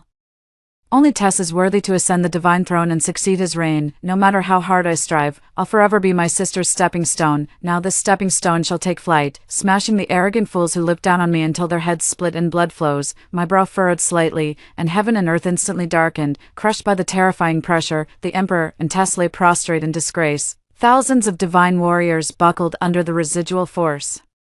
Dropping to one knee before me, I sneered coldly, "Father Emperor, is this proof enough now?" Blood trickled from the emperor's lips as he barely raised his head, forcing out 3 words through clenched teeth. "It's enough." A cold glint flashed in Cashin's eyes. "Naira, why waste words on these vermin? Have you forgotten how they treated you back then?" I asked with a chuckle. "What do you suggest then?" Cashin roared in fury. "Execute your father, Tess, and all their lackeys as a warning to others." The emperor cried in panic. "Naira, patricide is an unforgivable sin. Do you want to be branded as disloyal and unfilial for life?" For, at this moment, Tess was trembling in terror, too frightened to utter a word. Killing them now would be letting them off too easy. "Neither life nor death frightens me. The true terror is living with a blade perpetually at your throat," I said tonelessly. 7 days from now marks my mother's death anniversary.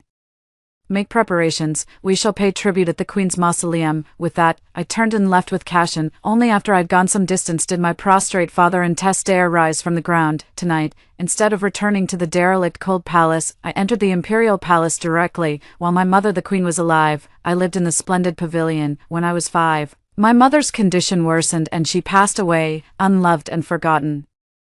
I was soon moved to the frigid cold palace. My memories of the magnificent imperial palace remain but faint impressions. Stepping back into the chambers I once shared with the Queen Mother felt like awakening from a long dream. This time, no one dared stand in my way. The maids prepared my quarters and served exotic delicacies with the finest ambrosial wines. A summer night glittered with starlight. I lay sideways on the bed, cradling a wine cup, gazing wistfully at the twinkling stars in the night sky beyond the window. Outside the window lay the Imperial Gardens lake. Cashin's figure shimmered faintly beneath the water's surface, bare-chested and dripping wet. He emerged from the water and perched sideways on the windowsill, his body nearly touching mine. "Naira, what's on your mind?" My fingers traced along Cashin's chiseled jawline, trailing down to his firm chest and well-defined abs. Under the starlight, Cashin's pupils shimmered with a faint iridescent glow. I chuckled softly. "How come I never noticed before? You're actually quite handsome." The old Cashin always stood silently behind me, wearing that quiet, reticent look. I knew it was his inferiority complex. He believed his guardian status made him unworthy to stand by my side.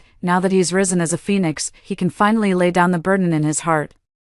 With growing boldness, Cashin climbed onto my bed. He breathed softly against my earlobe. "Naira, I finally have the right to be with you properly. Everything I have, you gave me, and you are my everything." Fighting back my fluster, I gave him a light push. "Stop fooling around. I need to rest. Get out." Cashin leaned down, pressing his lips to mine with a husky whisper. "You won't be rid of me tonight." When I first made the pact with Cashin to become my familiar, Many warned me that avian spirits were fickle lovers. At first, I didn't believe them. Just a little bird. How much trouble could it possibly cause? It wasn't until the next morning, when my entire body ached with exhaustion, leaving me too sore to even rise from bed, that I truly understood the consequences. As I tried to get up, Cashin pulled me back into his arms, murmuring, "Naira, I'm not done sleeping yet." Too weak to resist, I surrendered to his embrace. Suddenly, a guard's voice came from outside the door. "Your Highness Naira, you have a visitor." Cashin sat up grumpily from the bed, muttering, "Who the hell has such perfect timing to ruin the mood?" Seeing his sulky expression, I couldn't help but chuckle. I planted a kiss on Cashin's cheek and whispered, "Don't worry, we've got all the time in the world." After a quick freshening up, I stepped out of the lavish chamber. In the dead of night, a torrential downpour began. By dawn,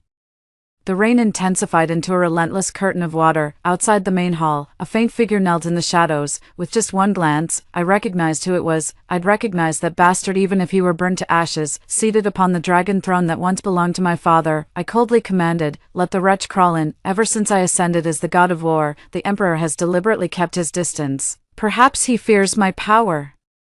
Or maybe his conscience weighs too heavily for him to face me. After I moved into the palace, he took up residence at the mountain temple. Now I reign as master of the imperial palace. Soon after, the drenched and disheveled white rat was dragged into the temple by guards. Today he shed the lavish garments bestowed by Tess, donning coarse linen instead. His tattered, patched-up garments sent me spiraling into memories. Back when White Mouse hadn't yet taken human form, just a little white rodent. On the day of its transformation, it stood there stark naked, without a decent stitch to wear. I fashioned its first garment from the old clothes off my own back. The sight of that old jacket brought back memories of when White Rat and I had only each other to rely on. Pity he could no longer stir any love in my heart. I asked coldly, "Why come to me instead of Tess?"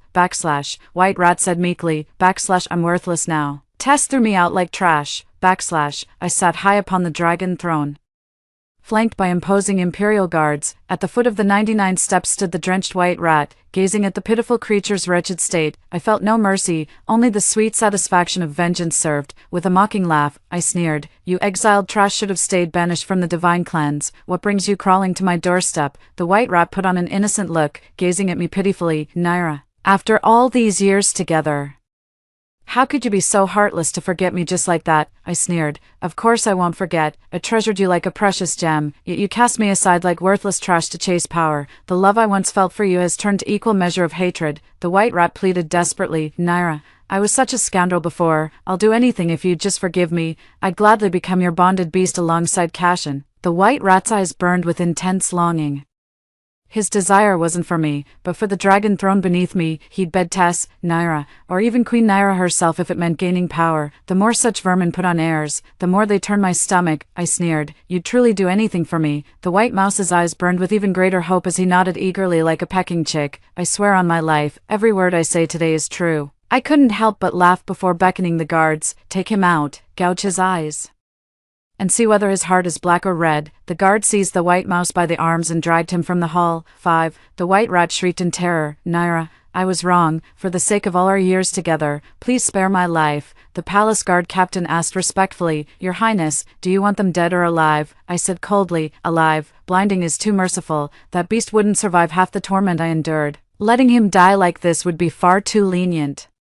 Here's what we'll do: break its legs and send it to the palace as a firewood-gathering eunuch." The captain of guards departed to carry out the orders. A blood-curdling scream soon echoed from outside the chamber door. From this day forth, the white rat could no longer rely on that pretty face to charm women. As a lowly eunuch enduring daily humiliations, chopping firewood became his only salvation. After 7 fleeting days, the emperor prepared to visit the imperial mausoleum to honor my late mother, as I had commanded. It's been 15 full years since the queen mother passed away. By royal protocol, she should be honored during 3 annual memorial observances. These 3 occasions are Qingming Festival, the Ghost Festival, and the anniversary of her passing. Yet for all these 15 years, not a single soul came to pay respects to the queen mother. Only I would visit her resting place each death anniversary, spending what little silver I had to offer simple fruits in remembrance. Yet my father's favorite concubines received lavish sacrificial offerings every year, with unprecedented pomp and ceremony. At first, I couldn't understand why the emperor had forgotten about the empress's death. I once seized an opportunity to remind my father, but all I got in return was a full month of confinement. Only then did I realize Father Emperor was deliberately erasing Mother Empress from memory.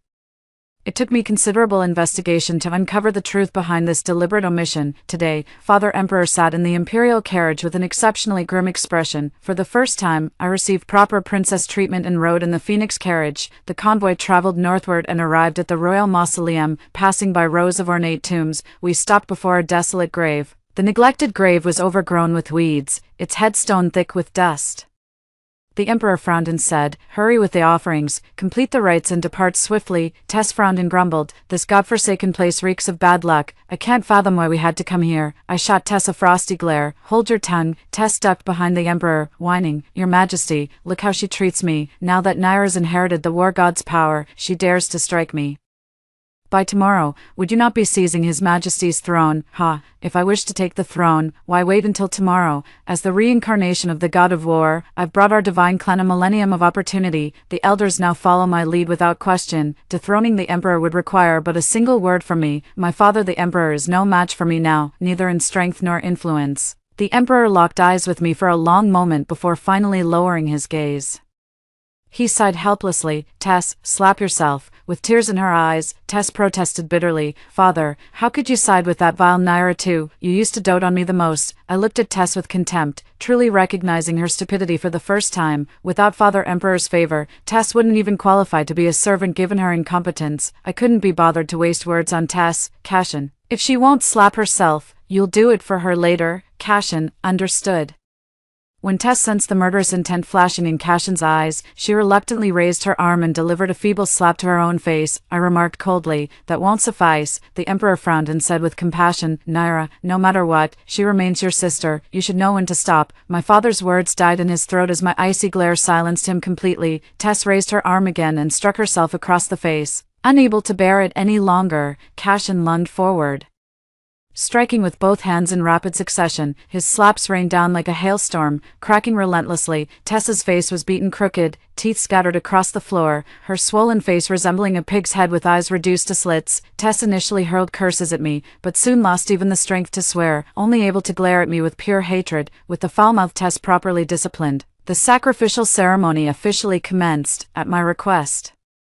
The palace maids began tending to the grave, pulling weeds, cleaning the tombstone, and laying out various offerings. The once gloomy and neglected grave was soon transformed into a pristine state. I stood before the grave and bowed deeply with solemn reverence. After bowing, I turned my gaze to Tess and said, "Your turn." With hatred in her eyes and fury in her heart, Tess reluctantly knelt down. The look of utter disgust on Tessa's face suggested the grave didn't hold her mother, but rather a sworn enemy. After Tess finished kowtowing, the emperor asked angrily, "Are you satisfied now?" I smiled and replied, "Not at all. Tess has already kowtowed. What about you?" The divine emperor flew into a rage. "You expect me, the mighty celestial sovereign, to kneel before a dead woman." In the next instant, I unleashed the oppressive aura of the god of war. My father's arrogant demeanor was instantly crushed under the overwhelming pressure, under my oppressive aura. The emperor raised his head with difficulty and said resentfully, "Your mother's death grieves me too, but I couldn't save her. Giving birth to you drained her vitality. The imperial physicians tried everything. No mortal power could have reversed her fate. I never wronged your mother, and you've no right to humiliate me like this." A husband kneeling before his wife, "Have you no fear of shaming your mother's memory? In the past, I would have fallen for my father's deceptions, but I've uncovered every last one of his misdeeds. Each and every one of these crimes alone would justify executing this heartless traitor. He's unfit to be a husband, unworthy as a father, and doesn't even deserve to be called human." I said coldly, "Today, you shall kneel before mother's grave and repent. Dare to refuse, and I'll cut you down where you stand." The emperor could no longer contain his rage. A murderous glint flashed in his eyes as he suddenly channeled his power and lunged at me.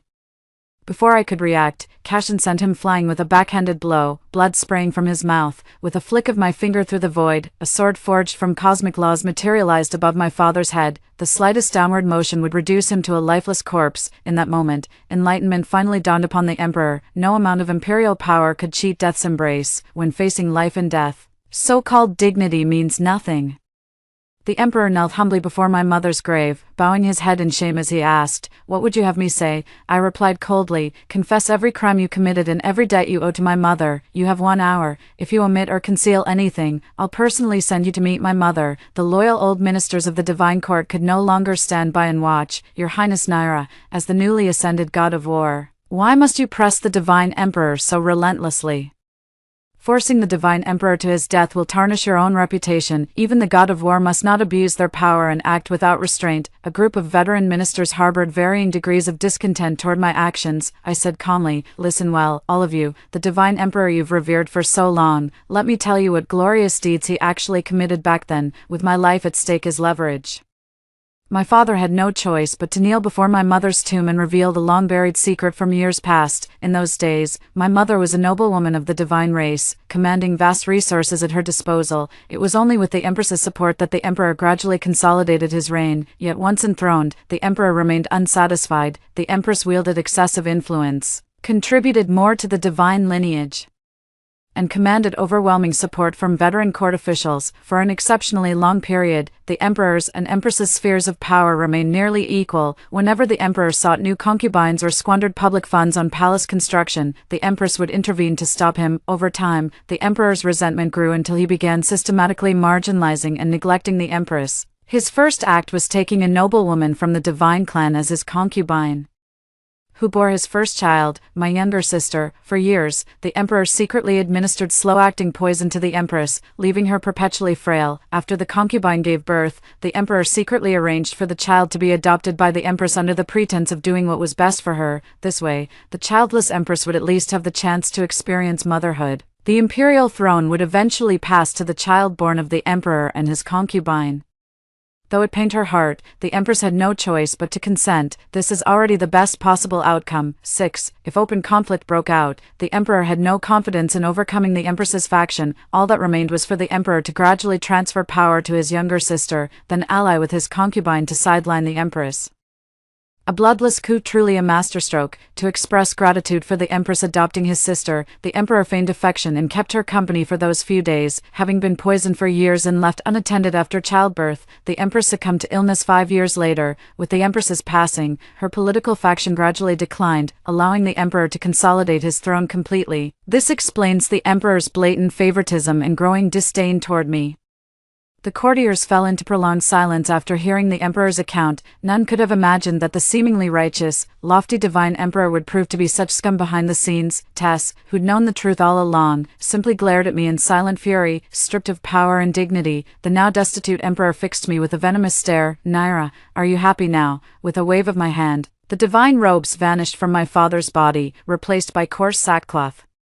Clad in divine crown and robes, I stood at the forefront of the assembled courtiers. From that day forth, I alone remained as the god of war in the divine court. I've stripped the emperor of his cultivation, condemning him to guard my mother's tomb day and night until his dying breath. The emperor shall spend the coming centuries repaying his karmic debt to the late empress, one agonizing day at a time. As for my half-sister Tess, I've mercifully spared her wretched life. I severed her cultivation, chopped off both her hands, and relegated her to the kitchens. Let her scrub vegetables for the eunuchs. White Rat chops firewood while Tess washes vegetables. Their roles complement each other perfectly, reigniting their destined connection. Together with Cashin, I shall assume the Queen Mother's duties and continue safeguarding our divine lineage. The end. Story 2. In my previous life, when the apocalypse broke out, I became the chosen one, possessing top-tier supernatural powers and a system. When everyone regarded me as their leader, I was inexplicably accused of betraying humanity. At the same time, I discovered that my supernatural powers and the system had disappeared. My best friend, whom I had always protected, smiled at me and told me that her supernatural power was copy, which could only be used once. It turned out that I had been framed by her. From then on, I was loathed by everyone, even after my death. They desecrated my body. When I opened my eyes again, my best friend was anxiously urging me, "Savannah, they're all grabbing food. Why aren't you going to grab some?" I pushed her into the horde of zombies and smiled, saying, "Why should I listen to you?" Just after I killed a zombie at the door, Audrey pointed towards the supermarket. "Savannah, they're all grabbing food. Why aren't you going to grab some?" She pulled so hard that my arm hurt, as if it were my fault for not going. "I saw them grabbing snacks. I want to eat steak. Hurry up. If you don't go, there won't be any left." Audrey, my best friend for 11 years, she was also the chief culprit who killed me in my previous life. The night the zombies broke out, we were having barbecued skewers at home. When we noticed something strange in the neighborhood, we decided to go out and check the situation the next day, late at night. Both she and I had a high fever. When I woke up, I found that I could use the supernatural power of light elements, and I also had a system to become stronger. After hearing this, she told me dejectedly that she had only awakened the power-enhancing supernatural power. After an ability user awakens, their physical fitness in all aspects will be enhanced, so I believed her. Worried about her safety, I took the initiative to offer to protect her. We even joked that if I built the strongest base and became the leader, she would be my deputy. I protected her all the way. How did she treat me? Under the pretense of my protection, she pushed all the dirty and tiring work onto me, secretly stole my credit, and even misinterpreted things wantonly. Savannah, I also want to become stronger, but I feel like vomiting when I see zombies. How about you dig out some zombie crystal nuclei for me? I don't seem to have contributed much, but I'm so scared. What will everyone think of me? Can you give me some contribution points? We're best friends.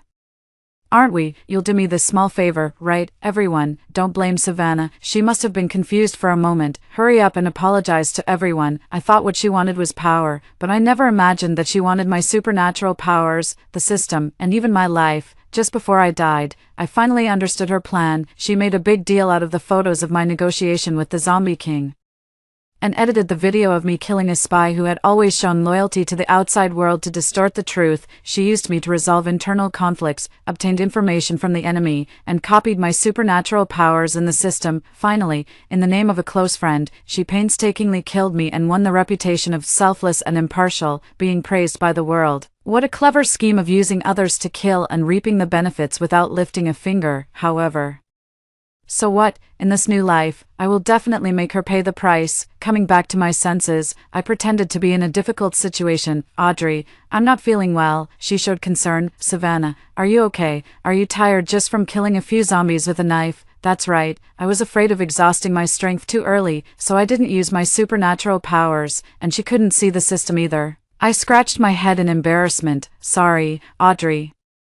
I thought this top-tier supernatural power would appear in me, but actually my supernatural power is speed. She was shocked and carefully examined my expression. Why are you hiding anything from me? We're sisters, aren't we? I took a reluctant look at the supermarket and continued to pretend. Why would I lie to you? There are so many people, and I can't beat them. Besides, it's not safe with the zombie horde nearby. Let's come back in a few days. She still didn't believe me.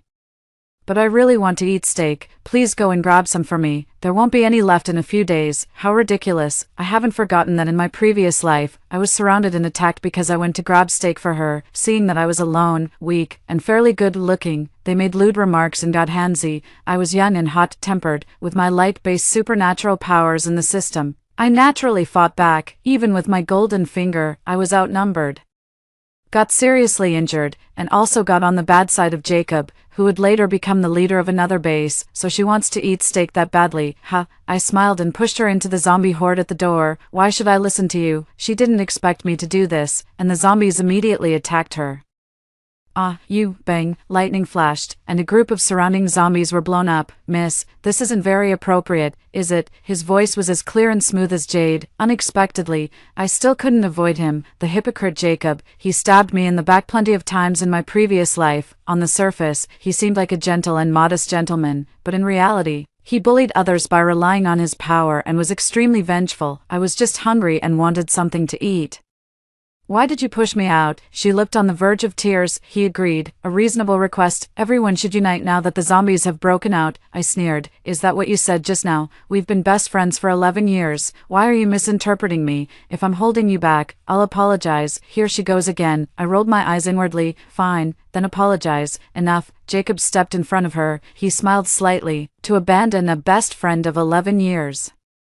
Looks can be deceiving. He looked at Audrey. If you don't mind, join my team. I smiled maliciously. I can't afford to serve you. I suggest you stick with their team and don't go and cause trouble for others. Miss, you'd better watch your mouth. Without even looking at me, he took Audrey and left. Naturally, I was happy to see these two, the scumbag and the scheming woman, go, so that I could plan my next move. When I got back to the house, I opened the system, which showed first-order light element ability user and various attributes of my body. I took stock of the supplies and found that they could last for one more day. I decided to go and collect supplies nearby that night. Zombies are more active at night, and most people don't want to go out. There were still a few hours until night. I took out the crystal nuclei and started absorbing them. The stronger I became, the better. That night, I went to a nearby small shopping mall. There were a lot of zombies in the mall, but I handled them with ease thanks to the experience and moves I had accumulated in my previous life. Zombies are dark element based, and my light element powers happened to them. I made a good haul, stuffed the items into the system space, and left some food for other survivors. Savannah, is that you? A familiar voice came. I could tell it was Audrey. Jacob must be with her. What bad luck. Seeing that I didn't respond, she slowly approached me. I was really hurt by what you said during the day. It's so dangerous for you to be alone. Jacob's team still needs a runner. I can ask him to take care of you more. I sneered. Are you that saintly and eager to save people? Her expression turned cold, and she pounced at me. Savannah, don't be ungrateful. I easily dodged and locked her in the utility room. I locked her screams inside as well. I left quickly in a good mood and heard Jacob and the others rushing to rescue her behind me. Even if they rescued her as quickly as possible, she would have been bitten already. Unfortunately, when an ability user is bitten, unlike ordinary people who get infected within a few hours, they will recover after resting for a while depending on the severity of the injury. When I got back to the house, I casually picked up a crystal nucleus from the mountain-like pile and started absorbing it. I wasn't worried that Jacob would come to take revenge on me that night. Taking care of the injured Audrey would be more than enough for him to deal with, and according to my previous life experience, I just happened to break through to become a second-order ability user and unlock the malfunction of the system. In the morning, feeling the surging power, I had successfully entered the second order. I opened the system's maul and took a rough look. It was exactly the same as in my previous life. It had everything from small items like bandages and knives to large items like hot weapons and equipment. I spent 90 points on a Tang Dao. I have to say, the higher level zombies I kill, the more points I get. With limited points, I only bought a few talismans for self-protection. Audrey and her group still hadn't left, so I decided to stay in the town for a few more days and accumulate points by the way. Before taking any new actions, I decided to move to a new place. If Audrey and Jacob sneak attack me while I'm absorbing crystal nuclei, it would be really frustrated. That night, I moved to a nearby house with a basement. During the day, I used the time for sleeping to improve my supernatural powers, and at night, I collected supplies and accumulated ability points. This way, I could improve my strength to the greatest extent. The system rarely issued a task, asking me to go to a base in the northeast, remembering my previous life.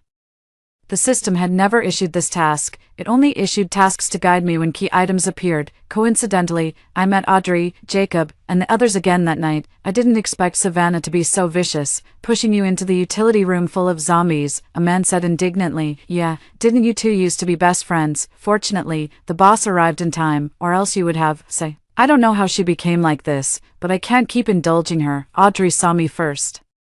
Savannah, won't you really consider joining Jacob's team? I said expressionlessly. Didn't you hear what I said last time? Besides, I don't know you well. A man kicked me to the ground. How dare you talk to Sister Audrey like that, you bitch? Can't you tell she's concerned about you? Audrey seemed to want to stop him, but I could see that she didn't pull very hard. Savannah, just apologize. I let those men kick and punch me without resisting. Audrey, I don't care about any team. I just find you disgusting. It seems we haven't beaten you into submission yet. You still have the strength to talk. Enough, Jacob said coldly. He walked past me and looked at me like I was a bug. Watch your mouth. Then everyone left. Jacob, I tried my best. Audrey sighed. It's okay, don't mention her. Jacob, I have an idea on how to increase the efficiency of killing zombies. You see, as they walked away, just as I was about to buy a bottle of healing medicine from the mall, a man helped me up. His delicate face showed a bit of restraint, and he threw me a box of trauma medicine. Don't get too close to them in the future. My name is James. After saying that, he hurriedly caught up with them. James, of course I knew him, an old acquaintance from my previous life. I picked up his trauma medicine and didn't hesitate to swallow one pill. As a second-order ability user, I could definitely take them all down. However, this kind of development was more interesting. I stayed in the town for a few days. I collected a lot of supplies and points. During these few days, I ran into Audrey and her group several times. They bullied me in various ways. Taking the supplies from my hands was the mildest thing they did. Once, they even locked me in with the zombies. So I had to chop at the zombies while crying out in pain. It was really tiring. They were waiting, and so was I, until one night, just as I was about to open the basement door, I found that the door had been reinforced with earth element power, but it wouldn't last long. I knew who did it. They just wanted to kill me. I shrugged and decided to sit back on the chair and wait. After about an hour, the ground started shaking violently. I dodged to the door and was about to turn the handle. A rotten arm broke through the door. I immediately judged that this was a zombie close to the second order. An ordinary first-order zombie couldn't break through the door like this. I looked into its dark eye sockets, and it tilted its head at me. Before it could move, I took out my Tang Dao, enchanted it with light elements, and killed it with one strike. I had already solidified my strength at the second order, so I had no pressure dealing with it. The shaking on the ground didn't stop. Without time to think, I ran out of the basement. I saw it, a dense horde of zombies. It was a zombie horde. Audrey and Jacob had given me a great gift. They all looked at me in unison and pounced towards me. I made a prompt decision and used the invisibility talisman. The invisibility talisman could hide my aura and figure. Even zombies with a keen sense of smell couldn't tell where I was. Once, I tested how long the invisibility talisman could hide me by sneaking to their small stronghold.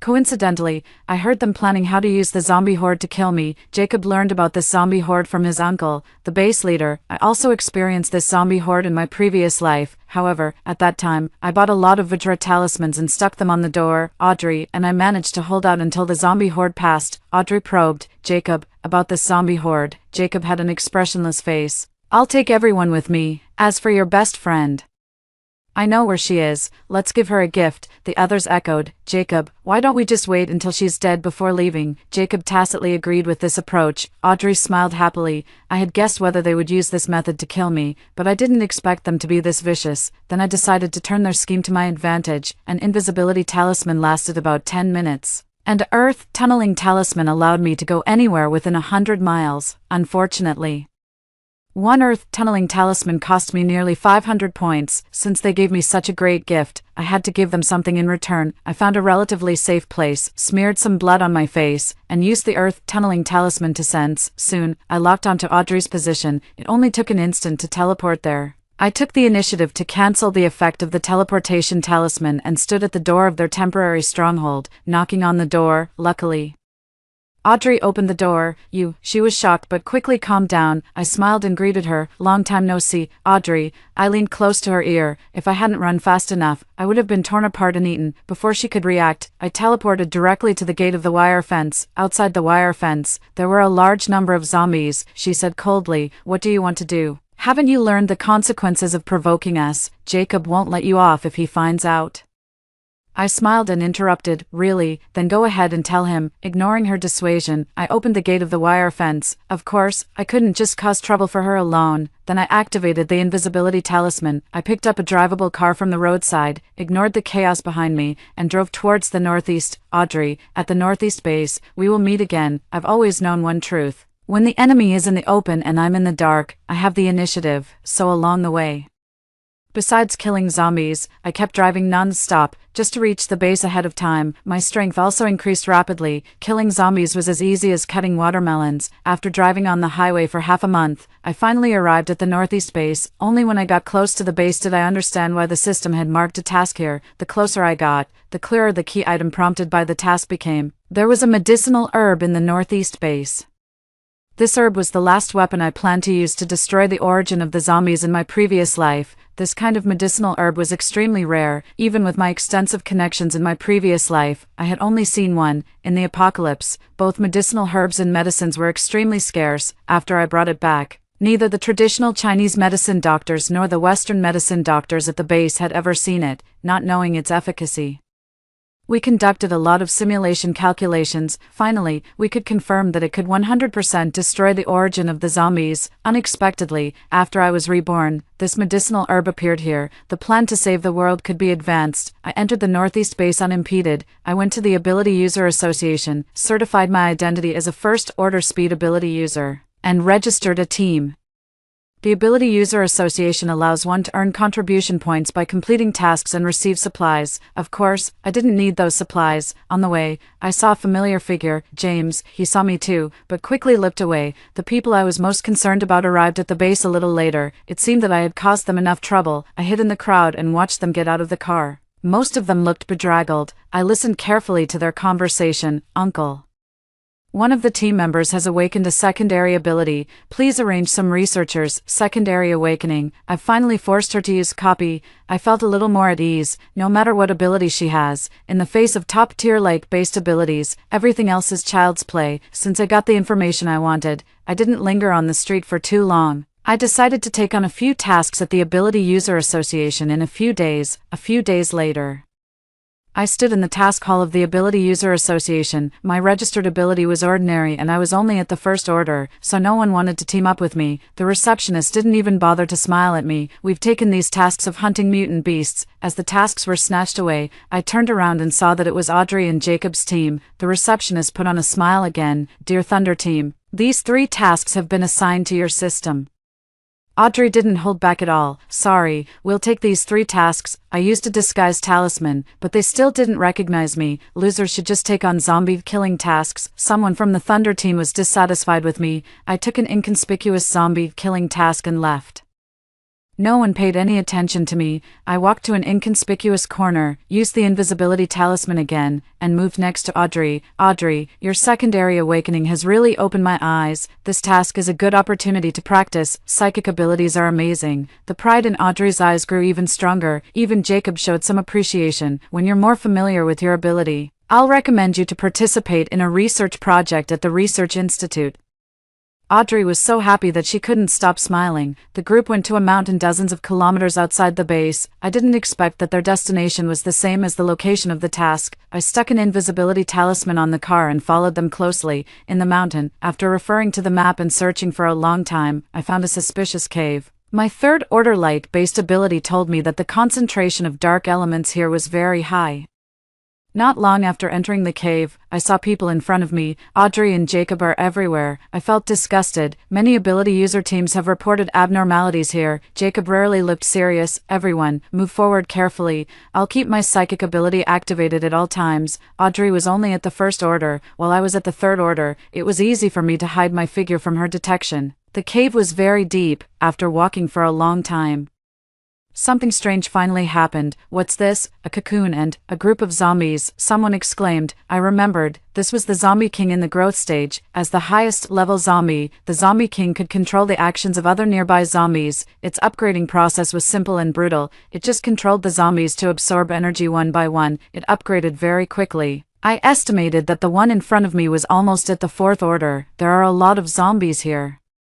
I suggest using fire-based abilities, Jacob suggested. I'll hold them back with my psychic power. I watched coldly from the side. A group of first and second order ability users having a chance to defeat these zombies would be the most fantastical thing of the year. Sure enough, all the zombies pounced on them in an instant. They quickly realized that these zombies were more ferocious than the ones they usually encountered. They could handle a dozen, but they couldn't hold on against dozens. Earth-based defense, wood-based healing. Jacob was already injured. Jacob, I can't hold on much longer. Audrey's face turned pale and there was blood at her nose and mouth due to overusing her ability. Perfect. It was my turn to make an appearance. I used a transformation talisman and a voice-changing talisman. The blue flames infused with light-based power annihilated a large number of zombies. Jacob said respectfully, "Thank you, Senior."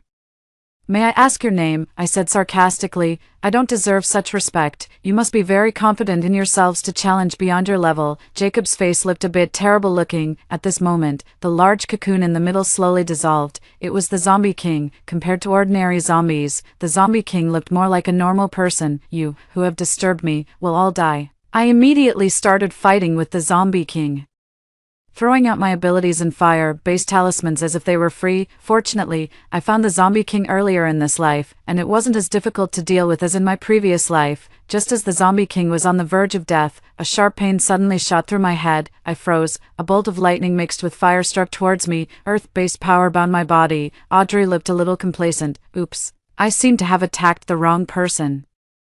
"We'll have to take the Zombie King's head, anyway. You're very powerful, Senior. The Zombie King means nothing to you. Why don't you give it to us juniors?" I sneered and watched their actions. Just as they were attacking the Zombie King, the Zombie King suddenly let out a roar, burned its power, and its momentum soared. They were all pushed back and their injuries worsened. I sneered, "Idiots, did you think the Zombie King was that easy to defeat?" I easily broke free from the restraints and looked at their appearance. Audrey was covered in blood and angry. "Senior, aren't you going to hit him again?" "Yeah, why are you just standing there and watching?" I glanced at them. "Aren't you all very powerful? How dare you team up with someone who attacks the wrong person?" Audrey's face turned red and white, looking extremely embarrassed. I released my ability and deliberately burned Audrey. She let out a scream. "Aw, what are you doing?" "Sorry."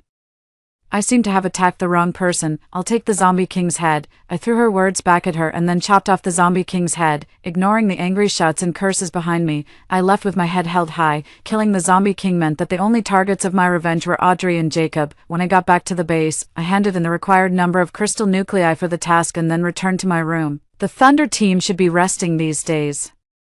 I also bought a few invisibility talismans and went to the Research Institute. As expected, Audrey was there. I watched as she was thriving there. With her rare psychic ability, she successfully became the assistant to the project leader. She looked at the medicinal herb and said, "Old Lou, is this the medicinal herb our base is researching?" Old Lou nodded. "Yes, we've initially calculated that it can suppress the virus. Since there's only one such herb, and we can't determine when its medicinal properties will reach their peak, we need a psychic ability user to monitor it." Audrey seemed to be deep in thought. "Old Lou, I have an idea." I was sure that what they were going to say next would interest me greatly, since it was a waste of time to keep going to the Research Institute every day. I bought the latest monitor from the system and installed it in Audrey's office. With doing tasks and killing high-level zombies every day, I had already achieved freedom in terms of points. After confirming the location of the medicinal herb, I left. Half a month later, I sneaked into the Research Institute again on a dark and windy night. The Research Institute was brightly lit, and the researchers were all intently studying the medicinal herb.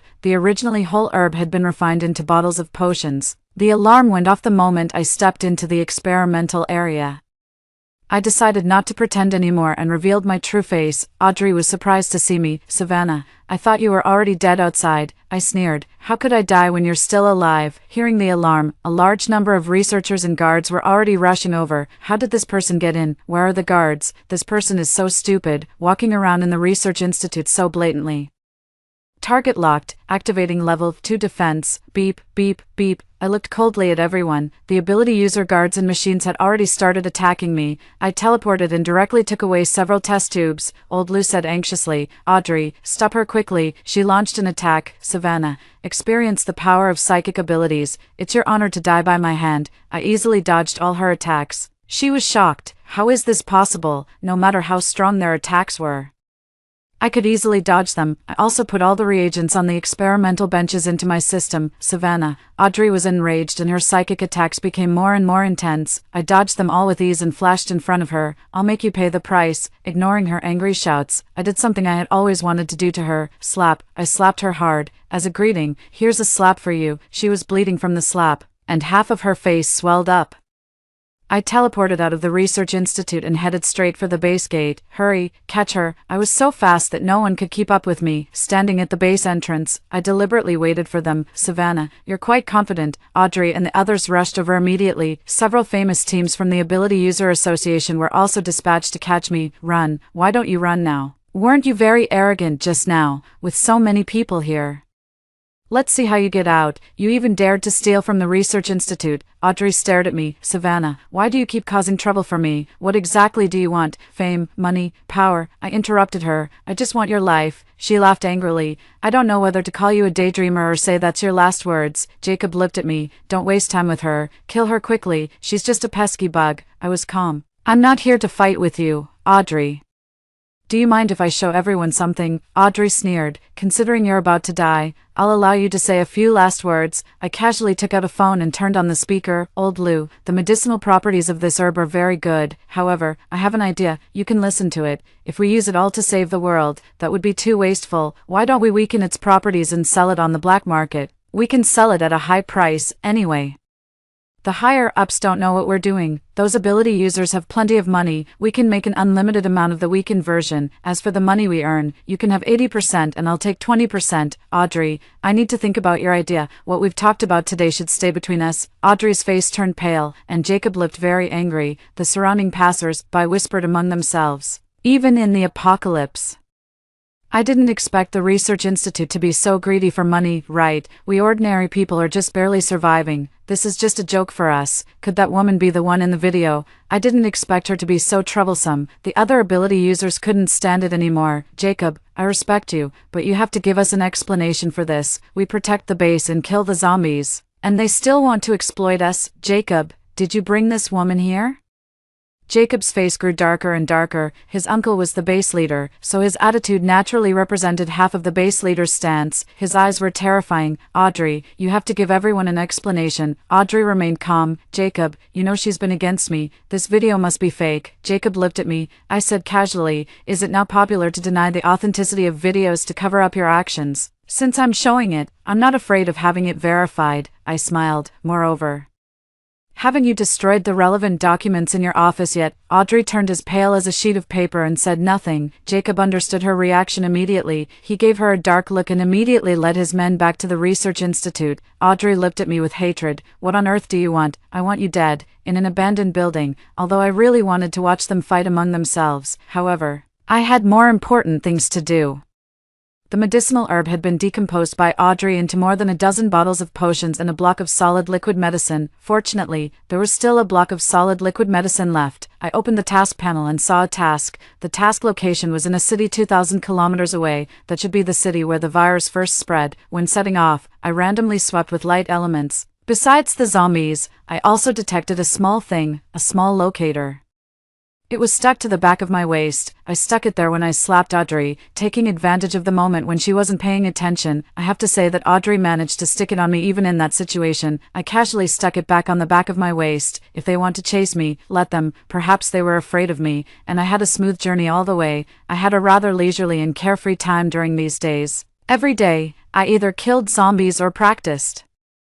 I practiced at a very fast speed and soon broke through to the fourth order. Looking around, the zombie king was dead, and there were no more zombies that could threaten me. As I got closer to my destination, the number of zombies gradually increased. My speed didn't slow down at all, and the dense light elements were invincible. I found a residential area with good concealment in the city. Every day, I chopped zombies and stockpiled disposable weapons, talismans, and healing potions. Now, I was like a small arsenal. A few days later, a long line of people entered the city. I looked at the building where the dark elements were the most concentrated. Was the final battle finally here? Zombies are more active at night, so I chose to go to the building during the day. As soon as I entered the door, the entire hall was filled with zombies. I had no doubt that the whole building was packed with zombies. This wasn't the time to save talismans. So I threw out fire-based area talismans frantically. While blasting the zombies, I used my light-based ability to search for the source of the virus. Soon, I found the source of the virus on the top floor. The entire rooftop had turned into a zombie garden. I looked around and saw a huge corpse in the middle, as big as several people. The face of the corpse was unrecognizable, but it could vaguely be seen that it had once been a male. Perhaps the virus had parasitized this man by accident. And all the tragedies began from then on. There was a big hole in the man's stomach, and zombies were constantly coming out of it. The extreme darkness and evil made my expression serious. Thanks to the locator I put on you, it wasn't easy to find you. Audrey was completely different from before. She used to be so glorious, but now she was so gloomy. I didn't expect you to come. The Northeast base actually let you out. I looked at the numerous ability user teams behind her. Jacob stepped forward. Last time you made such a big joke for the base. Now, put down the potions and get out. He looked at Audrey. As for you, I'll give you a chance to atone for your sins. Audrey smiled ugly. I sneered. Jacob, according to your character, I'm afraid I won't be able to get out of here alive. Why don't we have a big fight? Jacob scoffed. What did I just hear? Do you think you can fight against dozens of us all by yourself? I released my light-based supernatural power. Then let's give it a try. Audrey was shocked when she saw the light-based ability. You're a light-based ability user. Jacob looked at her angrily. What's going on with your information? Isn't her ability speed? Audrey gritted her teeth. Savannah, you lied to me. I admired their ugly expressions and couldn't help but sigh. In the apocalypse, the enemy of humanity is still humanity, killing each other. I took the initiative to launch an attack. The light elements were gorgeous, but their lethality couldn't be ignored. Of course, this amount of attack wasn't enough when facing so many people. I didn't hide my talismans either and bombarded them all with them. They were beaten by me and couldn't resist, and I, relying on my sufficient weapons, couldn't do anything to them for a while either. Savannah, today is your death day. Taking advantage of my inattention, Audrey flashed behind me and tried to give me a fatal blow. I curled my lips into a smile. It's not certain who will die yet. Suddenly, plants and hard soil emerged from the ground and bound everyone present. What's going on? Wood-based and earth-based abilities. What exactly is your supernatural power? I smiled easily. Of course I'm just a light-based ability user. A man from Jacob's team came out. When he saw clearly who it was, He struggled frantically but to no avail. I praised, "James, well done." He felt embarrassed. "Savannah has helped me a lot usually. What I did is nothing." I smiled and shook my head, ignoring the others. I walked towards the huge corpse. I took out the solid liquid medicine and injected light elements into it. The gentle and powerful light elements merged with the liquid medicine, and I could feel that the medicinal properties were stimulated to an unprecedented height. I threw this ball of light into the source, and in an instant, the huge corpse turned into pieces of golden fragments. The source of the zombies was destroyed, and there would no longer be a continuous stream of zombies in this world. I looked at Jacob. "Everything is about to come to an end. Do you have anything else you want to ask?" Jacob no longer had his previous arrogance. He looked at me. "How long have you been planning all this?" I tilted my head in thought. "From the moment I saw James." I walked up to Audrey. She looked lifeless. When she saw me approaching, she suddenly attacked me with her ability. "Savannah, I curse you to die a miserable death in your next life." I looked at her ferocious face and smiled. "Actually, your supernatural power is copy." She was stunned. "How do you know that?" I was proud. "Not only do I know your supernatural power, but I also know that you wanted to copy my supernatural power and the system from the very beginning, so I lied to you. My supernatural power is indeed light, and I also have the system. You have the ability of copy. How could you miss such a powerful cheat? So I made a series of plans targeting you." Her eyes were empty, and she said viciously to me, "If there is a next life, I will die trying to." I was too lazy to listen to her nonsense, so I killed her with a single slash. I walked up to James and looked at the setting sun. I sighed. Everything is over, and the blue planet is about to greet a new starting point. James also felt emotional. "Savannah, it has been a hard journey, but it was worth it." I looked at him and seemed to see the strong and gentle him from my previous life again. "Yes." I patted him. "Let's go. There are still a lot of things to deal with in the base. The future, without a doubt, is something to look forward to." James was my close friend in my previous life. A delicate-looking boy, but he had great ambitions, unlike Audrey. He was kind and upright. Once he followed me, he didn't think about anything else. When everyone slandered and loathed me, only he tried his best to oppose the majority and collect evidence of my being wronged. After my death, he didn't end up much better. He was starved to death in prison. When I saw him again in this new life, he knew that Jacob wasn't worth following, so I took the initiative to find him. At first, we had just a trading relationship. His supernatural power was wood-based, and I would provide him with crystal nuclei for upgrading, and my request was that he should try to improve his status in the northeast base as much as possible. I saw them grabbing snacks. "I want to eat steak. Hurry up. If you don't go, there won't be any left." Soon, he came to me again. After listening to his complaints, I told him my plan, and he gladly joined me. Those ability users were just doing things for money, so I let them go. The blueprint for the new world still needs their help, so naturally, I can't eliminate them all. As for Jacob, after James overthrows his uncle, I will nullify their supernatural powers together. They have done a lot of bad things by relying on their status and deserve what they get. The northeast base itself is very powerful, so it isn't particularly difficult for James to become the base leader. Everything has been settled, and I can finally relax completely. As for the construction of the new world, I'll leave it to James. As for me, I'll retire happily and enjoy my new life.